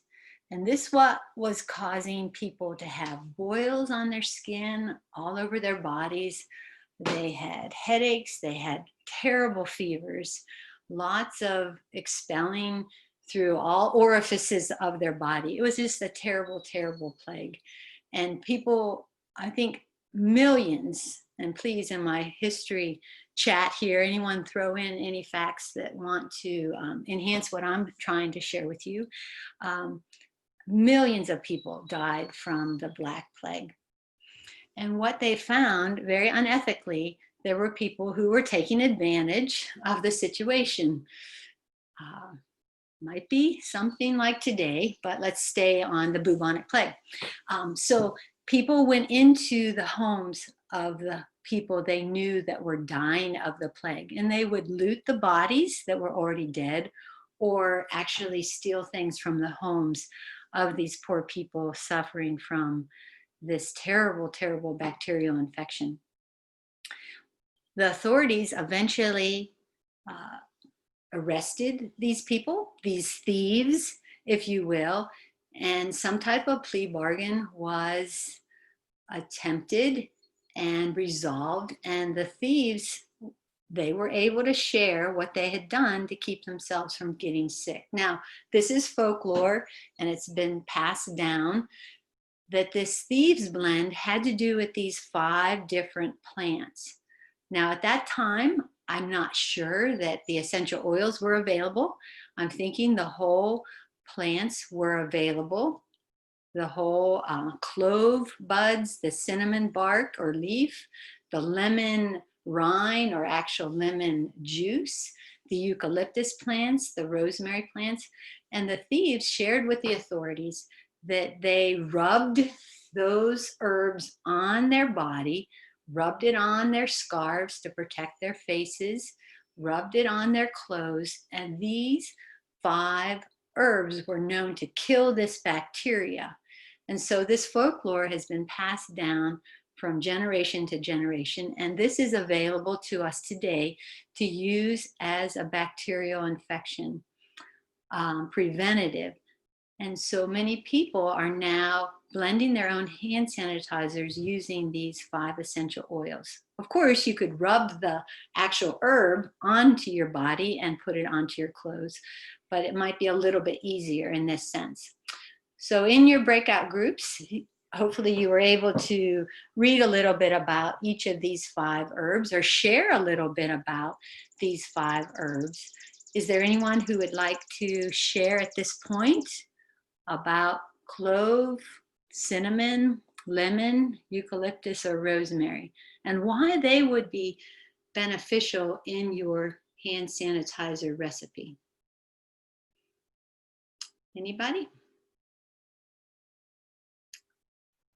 No problem whatsoever. Let me just jump in there then.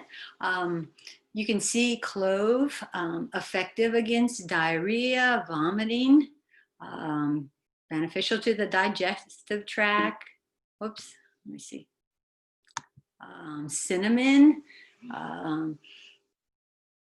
definitely an insecticide, so it's killing different things. You look onto lemon, eases cold sores, herpes simplex 1 and 2. Herpes is a viral infection. Cold sores, of course, is the simplex 1. That's a viral infection. Helps with constipation, cellulite, but look, relieves headaches and migraines. So probably all of these are helping with the symptoms of the plague.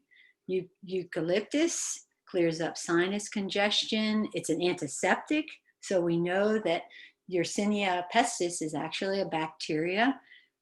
This can help. Rosemary, it's an antiseptic. Once again, it's going to be killing the bacteria. So these people knew the wonderful properties of these plants, and they were able to resist being a part of the contagious situation with the bubonic plague, and it saved their lives, and they unethically gained a lot of treasures, but of course they were arrested in the final days. Okay, so Hey, Claire, yes. a couple questions. Sure.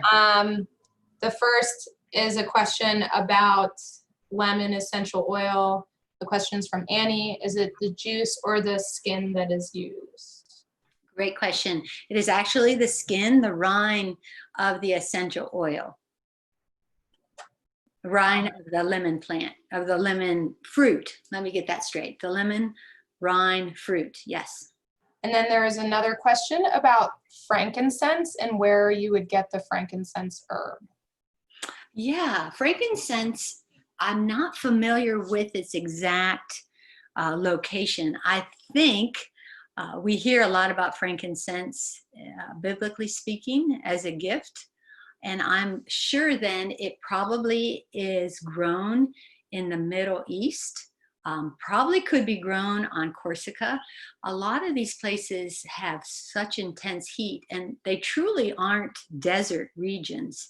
There's lemons and avocados and kiwi, all types of things grown. So I'm assuming frankincense is from the Middle East originally. We did have someone share Yemen. Oh, Yemen. Okay. And Yemen is part of the Middle East. Thank you. Oh, I so value all of your input and your experiences. So please jump in anytime. I have a little bit to offer, and I want you to know I learned so much from all of you. Okay. So here on your screen is basically what you're going to need to make your hand sanitizer. You see in the background just a picture of water, but I also have a container of aloe vera water. I'm a simplistic person by nature, by my living style, and if I have a good source of water, there's no need for me to go out and buy a jug of aloe vera water in plastic. So with the hand sanitizer recipe, feel free just to use your own good water. If you are on a city system for your water and it is chlorinated, go ahead and pull the water the night before. In a glass pitcher like this, the chlorine is going to evaporate out and you're going to be left with chlorine-free water. A little bit off to the right is isopropanol alcohol. You don't have to use much of this. You're going to get the recipe here in just a minute. I put that in there. The isopropanol alcohol chemically helps the oils move throughout the water. It's kind of like a solvent. And of course, rubbing alcohol we know will kill bacteria. But once again, those are optional, those two on the right-hand side. The 5 essential oils that we just discussed with their specific eyedropper. You have on the left-hand side a glass jar. I always like to label things. I've gotten in a lot of trouble not labeling things. Nothing fatal, but I have found when I put things in jars, it's nice that other people know what is in that glass jar, specifically my husband. And he's very happy now that I label. So you can see on the top, I have hand sanitizer and it says do not drink. The people that Karen Orner was talking about, they all received gift bags. All my students and my seniors, we put out 1,100 gift bags of either hand sanitizer or soap during that time. Since they couldn't come into the farm, we gave them a little bit of the farm and then gave them recipes and things like that. So also this glass jar, of course, if I used it, that is in your screen, I would put that behind glass, closed doors just to keep things being, so they aren't penetrated with ultraviolet light. Amber works nicely, but not all of us have amber bottles. And then you see some measuring spoons and some measuring cups. So we already saw how to make the thieves blend. So what you're gonna do is take a half a cup of water, or if you wanna use the aloe vera water, that's available, optional. Half a teaspoon of rubbing alcohol. If you don't have rubbing alcohol, I've been known to use vodka. I use that for my tinctures, but you're gonna have something that helps dissolve the essential oils into your water mixture. Once again, that could be optional. So you've already blended up about 30 drops of thieves oil in the earlier recipe. You're gonna take 10 drops of that, or if you want to use all 30 drops, then of course you're going to triple the amount of water and you end up with a cup and a half. But let's just stick with this recipe right now. You just put that in a glass jar with a lid and a label. You need eyedroppers, measuring tools, you mix everything together. And what I have found during this time, I was concerned about the use of hand sanitizers. I've always been concerned with the commercial hand sanitizers. And I like to stay positive, but let me just share with you some of the negative drawbacks of a hand sanitizer. First off, good soap and water is so much cheaper and so much more sustainable and regenerative. So really, we don't need hand sanitizers. This is just an added commodity that is nice, but if you go back to the mantra, less is more, I would just use soap and water to wipe things down. But what I found, a lot of people are used to hand sanitizers now, and it's maybe a conduit for us here at the farm to educate people. First soap and water, but then let's think about a natural hand sanitizer. These hand sanitizers that you're making don't have a whole lot of alcohol, just a little bit to help dissolve if you want to put it in there. And what is happening with the commercial hand sanitizers, the overuse of those really will dry out your skin, just like the overuse of commercial soaps. Handmade soap, handmade hand sanitizer will be very effective in killing bacteria and the virus on the contact of things, but it won't break down and cause your skin to be dry.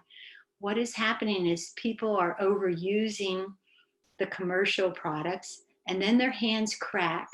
Once their hands crack, you have an opening for the virus or the bacteria to come into the blood system.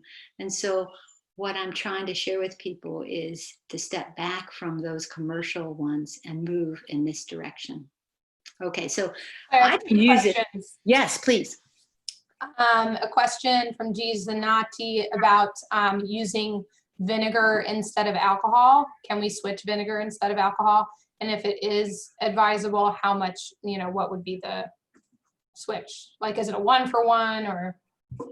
Yeah, that's a good comment. Like when you make wine, vinegar, it's sometimes the outcome. So I think I would use vinegar in substitute of the rubbing alcohol, or if you have some homemade wine. I think the chemical structure helps to dissolve the essential oils into your water base. And there's no problem with the essential oils being at the very top of your jar. You just shake it up is usually what happens in my household. So that's not a problem. So I love the idea of using vinegar. And in a similar thread, a question from Lynn: could you use witch hazel instead of rubbing alcohol? Yep, you're spot on, Lynn. Absolutely, that would work nicely. Yeah. Okay, so what I do is I just keep, maybe a jar of hand sanitizer handy. I'll pour a little bit into a bowl, and then I wipe down the door knobs. I wipe down the stove top. I wipe down the faucet handles. It's just nice to have something like that. But once again, you can use soap and water to do the exact same thing. Okay. All right. Now, I promised you some resources. Please, I'm hoping this learning community will be a continued resource. Dory will be sending out follow-up materials. Maybe you've made friends with each other. I don't know if Women in Ag can actually give out emails and names, but if you want to put in the chat that you want to meet somebody up, give your phone number. That's totally up to you. But know this learning community will continue. Women in Ag. I would offer, if you want to be added to, if you want your email shared with this group, well, that's actually tough too. You can send it to me and I will will share it with the group. So my email address is dab5084@psu.edu. And the reason why I said don't put it in the chat is because this is being recorded. So if you put your email in the chat, then it will be visible for everyone in perpetuity. So that's very generous and very wise on your part, Dory. And you all got an email from Dory. You might already have her email. So if you didn't quite hear that whole thing. Everybody should have my email. I'll be sending out a follow-up survey, which I'll talk a little bit more about and I'll probably just offer in that email, if you'd like your email shared with the group, you can just reply to me. Very nice. Thank you, Dory. And feel free to cut and paste all my information and put it in there too, in your next email. Okay, library books. Being a librarian's daughter, I'm all about going to your local library, and I know they're opening up now. Your librarians want to hear from you about different books, and I'm going to post this book that Lori's interested in here in just a moment. They will purchase these books and then you check them out, and they're available for everybody, of course. Taking workshops, apprenticeships are so ideal, and the next line is the Essence Naturelle course France. This is where I would love for you to follow up and do an apprenticeship, a sabbatical that Rusty Walker and I did. But know that there are so many organic farms out there across the world, many resources. Just type in volunteering on organic farms or organic essential oil farms. You're going to find a list. And if you have specific questions about this farm, please feel free to contact me. Other places, the essential oils can be bought retail at many places. There's my website. Camden and Gray is where I buy them on a wholesale level, and I repackage them. That's listed there. And then, of course, Dory's website with Patty as well is the Women in Ag's website. And so extremely helpful. All right, a few more questions. One is jumping backwards a little bit about thieves oil. Hand sanitizer, can it be used as a spray for on a mask? Yes, I think so. Now, I always like, you know, I don't want to breathe in the exact spray. I mean, I can put it on my hands and feel very comfortable with safety issues, but I wouldn't want to breathe in that spray. So I would spray the mask and let it dry, and then I would apply it to my face. Yes. Another question, Claire, would you be able to provide the recipe for the anti-cancer drink, please? Oh, absolutely. Yes, the ESSIAC, gladly. This is why we're a learning community. I'm making a list here. I know the salves, ESSIAC, and anything else that comes up in the chat. Yep, I will give this all to Dory. And the third question is about a book name, and I'm not sure which.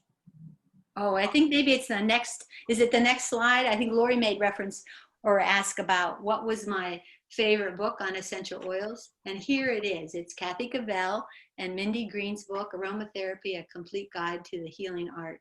What I have found, this book is not glitzy. It's not full of all those beautiful herbal pictures that all of us love to see. It is rich in research. It is rich in folklore of how these oils have been used. And it goes into detail on safety, on ethics. And this is one of my favorite books. This is one maybe you would want to share with your librarians. I'm sure you can find it on many book sources. We sell it at the farm. It's just a very valuable book. But have your librarians get it too. Okay, I think, if I'm not mistaken, I think Patty's online. Patty is going to randomly pick 10 people out of our guest list who have attended this hand sanitizer class. And what you're going to receive, you will receive 5 essential oils in the hand sanitizer, or you're going to just give me a list of 5 essential oils. And you have the handout. It's also on my website. And you're going to email me that list of 5. I'm going to throw in some other goodies along with that. But you are going to share your full name, your address in a personal email to me at quietcreek@windstream.net. And, or if you're really, really close and want to pick it up directly, you can pick it up at the farm any Friday or Saturday. So you'll let me know in your email. I'm thinking what is easiest for all of you, and Women in Ag has been so generous with these gifts and the mailings. So whatever you prefer, in person, or I will mail it. So Patty, I'm going to turn it over to you and Dory. And if you want to list those names, call them out, however you want to do it. I sent them over to Dory. So Dory, do you still have that list?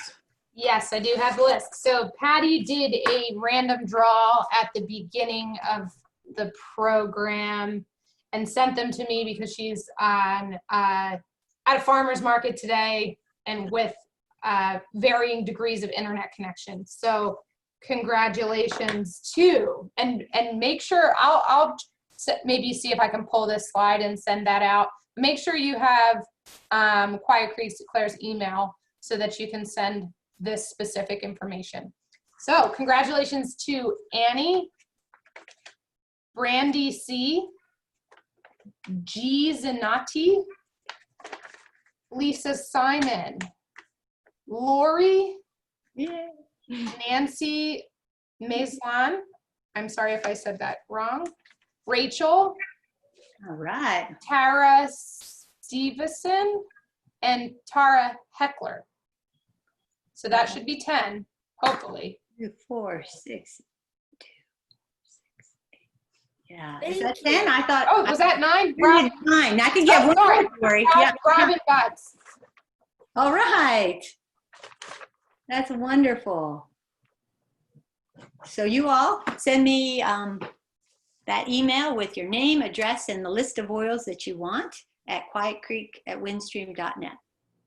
All right, excellent. Oh, I'm so glad. And remember, the other 2 classes will have prizes as well. The plant propagation class, I think $60 worth of plants, and the soap class is the very best. It has up to like $140 gift kits to make your own herbal soaps. So here are the 25 essential oils that you can choose from, but remember they're on my website and they're also on the handout. Okay, just real quickly, we will have our annual Spring Fest on June 6th at Quiet Creek. We welcome all of you any Friday or Saturday. This is actually a Saturday event.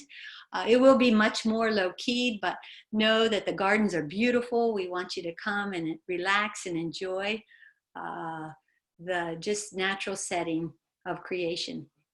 Please sign up with Dory and Patty, the plant propagation and the herbal soap making class, and we will have abbreviated class list on quietcreekherbfarm.org. All right. I think you might have a few questions, or you might want to share. Please feel, if you have something that you want to share about using essential oils or herbs in general, this is a really close, intimate group.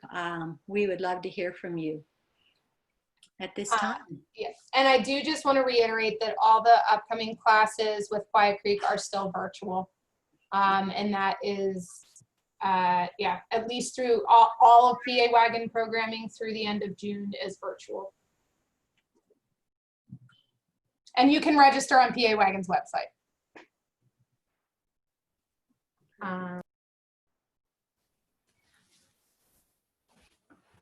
So I'm seeing lots of thank yous. Thank you, thank you, thank you. Yes, so the soap class is online. Yes. I have one book I would share that is, I don't know, can you see this? It's called Plant Powered Beauty.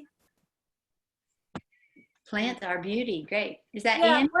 one of the things I really love about it that I think fits with what Claire does in this workshop and in all her work is they really spend a lot of time talking to you about how these beauty, trying to think like how the things work, whether it's a clay or an oil. They take us through like the process that you described, not in the same detail or the specifics, but kind of like what to look for. And they're really trying to build up your knowledge so that you can be very knowledgeable about how you're creating a moisturizer, for example, and what you're choosing and why. I'm not there yet, and I've been using it for a year, but each time I learn a little bit more, and they're very, very much trying to help you figure out how to make it yourself in a way that really works and is healthy. So I really love it. Great, Lisa. Plant Our Beauty, and who's the author? Can you, I dropped the name in the chat. Oh, Yeah. perfect, perfect. Good to see you, Lisa. You too, Claire. And congratulations. I know, I'm so excited. Thank you. Yeah, any other resources or stories? This is what brings us together. That's the richness of this community. I have a question.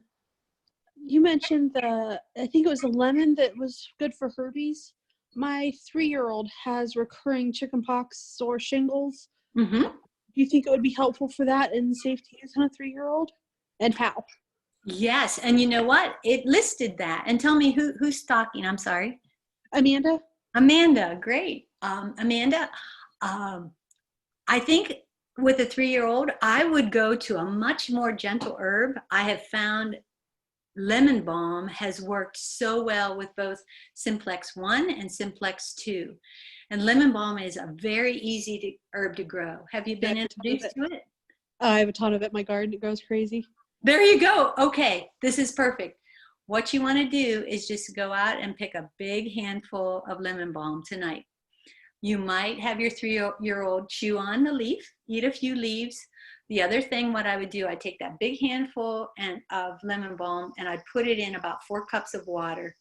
I would come to a near boiling point of water and then I would turn it down and just let it steep. I would put your 3-year-old in the tub and just have a fun time in the bathtub. Get the toys your child loves and just pour that lemon balm infusion anywhere that there's anywhere, you know, it's just going to absorb. And I would do it on a regular basis as a preventative, and or when maybe some open blisters that occur, sores, and just doctor with it. It is a wonderful herb, and it blesses us because it's in such abundance. But you cannot overdose with that. The lemon, I think, essential oil, I would use that as a second or third alternative. But lemon balm, number one, it's antiviral, and the herpes simplex is a viral infection. Could I save that through the winter or? Oh yeah, during the winter, prior to that, I would be drying the lemon balm so you have it available. You don't have to have any fancy dehydrator or an herb closet where I pump in outdoor wood burner heat. All you need to do is to cut your lemon balm now. It's vibrant right now. Cut it and put it in a brown paper bag or a brown box, cardboard box. You want to put a lid on the box, or, you know, crinkle your brown paper bag and put it in 75 to 90 degree temperature for 2 to 3 days. It's going to dry nicely. It's already going to be in a bag or a box that you can then scoop up and put it into a glass jar behind closed doors. And then you're going to have that available. You know you've dried it properly when it's still a nice, you know, color green, similar to my backdrop in my living room here. When I wouldn't crinkle it, after it's dried, I would just try to put whole leaf into the jar, and then when you infuse it into the water, just throw it right in there. When you crinkle it, you're going to release the essential oils that we've been talking about, and the essential oils have the medicine that your child needs for this virus. Okay, thank you. Mm-hmm.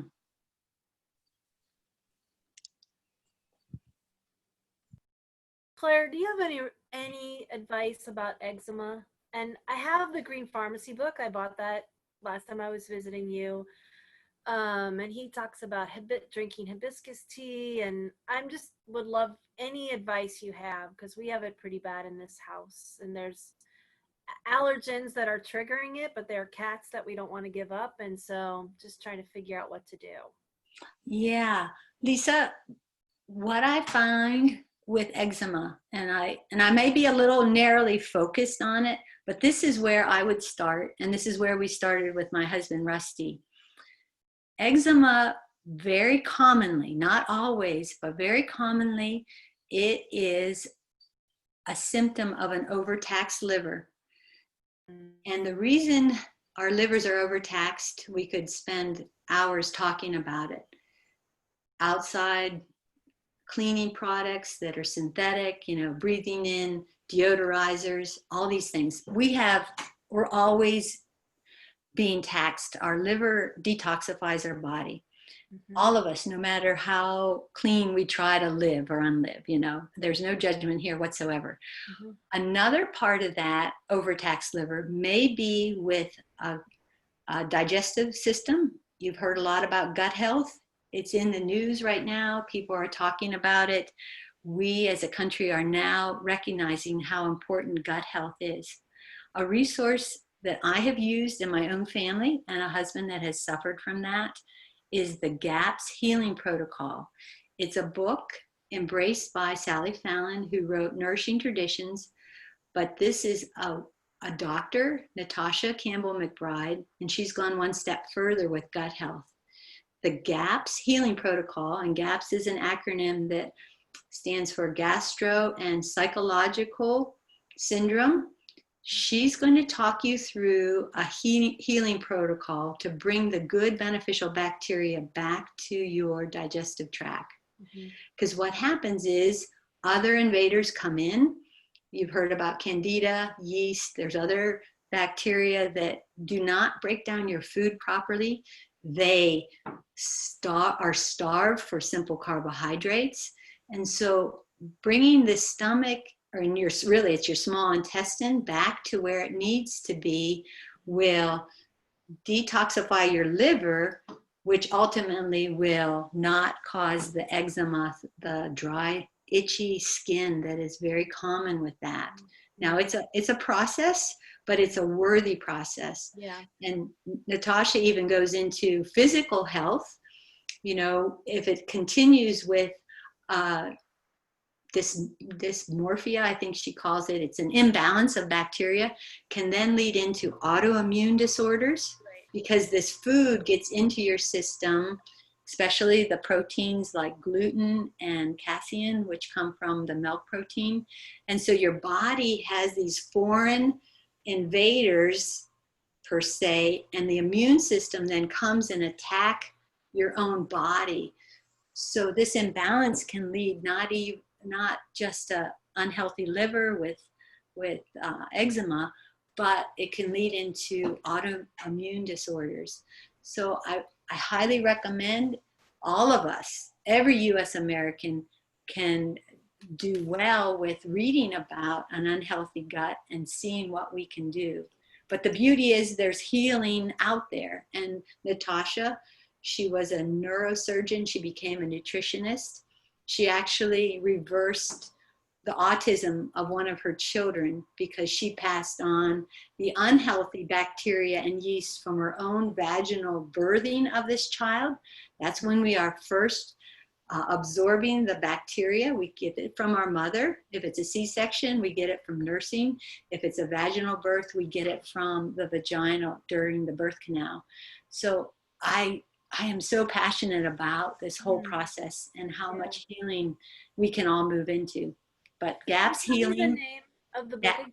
Yeah, GAPS, G-A-P-S. Yeah. Just type that in, and then Natasha Campbell McBride.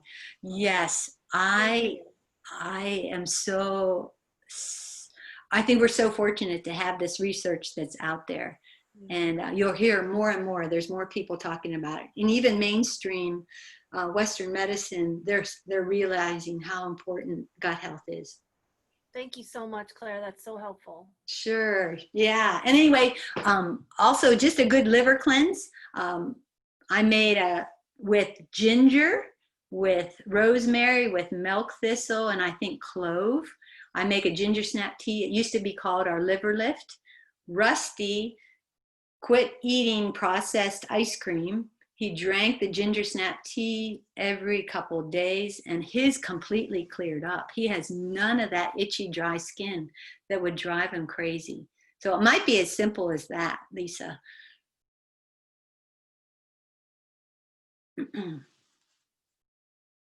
Lisa, you're muted.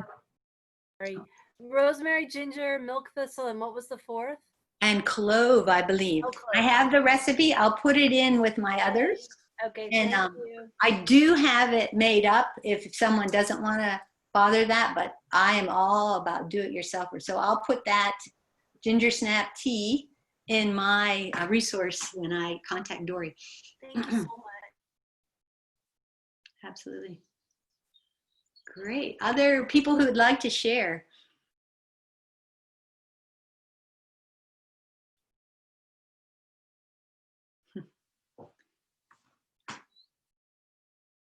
Okay, well, Dory, you have a few housekeeping, a few follow-ups, and then, hey, we're going to get out and enjoy this beautiful spring day.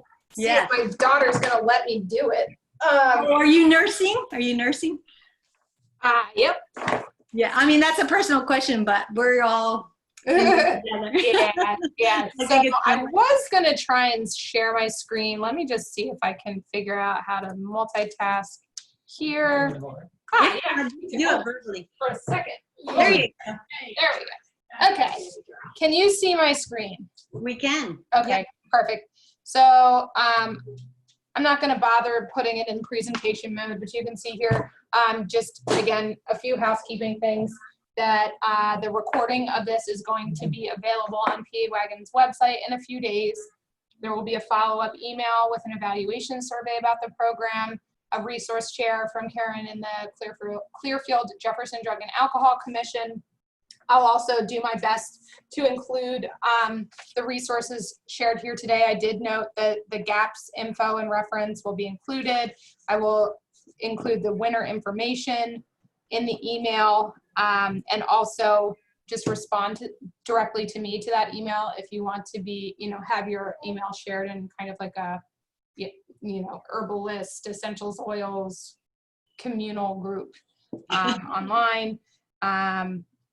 If there's anything I'm missing or you'd like included, please drop it in the chat. And you should have all received the PowerPoint, Claire's PowerPoint that was presented today, and the handouts. But if there's any other specific things that you'd like included, just put them in the chat and I'll do my best to get them in there. Again, a plug for upcoming events. This is the first in a 3-part Essential Class series with Claire, Rusty, and the Quiet Creek Herb Farm and School of Country Living. We have a plant propagation class coming up on the 20th of June, as well as an herbal soaps class on the 27th. Both are Saturdays, same time, 1 to 4. They'll be online on the Zoom platform. So very similar format to what we did here today. We also have a virtual farm tour of the Horn Farm. I believe that's a Thursday, June 11th at 10 a.m. And that'll be about regenerative solutions for the farming the field edge and the forest edge. And we have a program with the Black Urban Gardeners. Oop, that's the city for you. The Black Urban Gardeners and Farmers of Pittsburgh Co-op. As a kind of welcome to their historical Homewood Healing Garden space. It'll be an event where you can help to build out the healing garden space and explore some of their work and programming work around mindfulness, meditation, yoga, Reiki, and also addressing community trauma. So with that, again, thank you so much to Claire, to Quiet Creek, also to Karen Orner and the Clearfield-Jefferson Drug and Alcohol Commission. Please stay in touch. Look for the email from me. If you are a winner, make sure to get in touch with Claire at the email just provided. That'll come in the follow-up email as well. This is our website where you can register for any of the programs that I've shared. And you can also follow us on Facebook and Instagram. And I'm looking at the chat. Oh, baby. Thank you. I see many thank yous. Do you have our emails? I do have everyone's email. Very much appreciated. Thank you. Thank you. All right. Thank you, everyone. Thank you. For taking the time out on your Saturday to commune with us. Appreciate it. Take care. Bye. Bye. Bye. Bye, Charlie.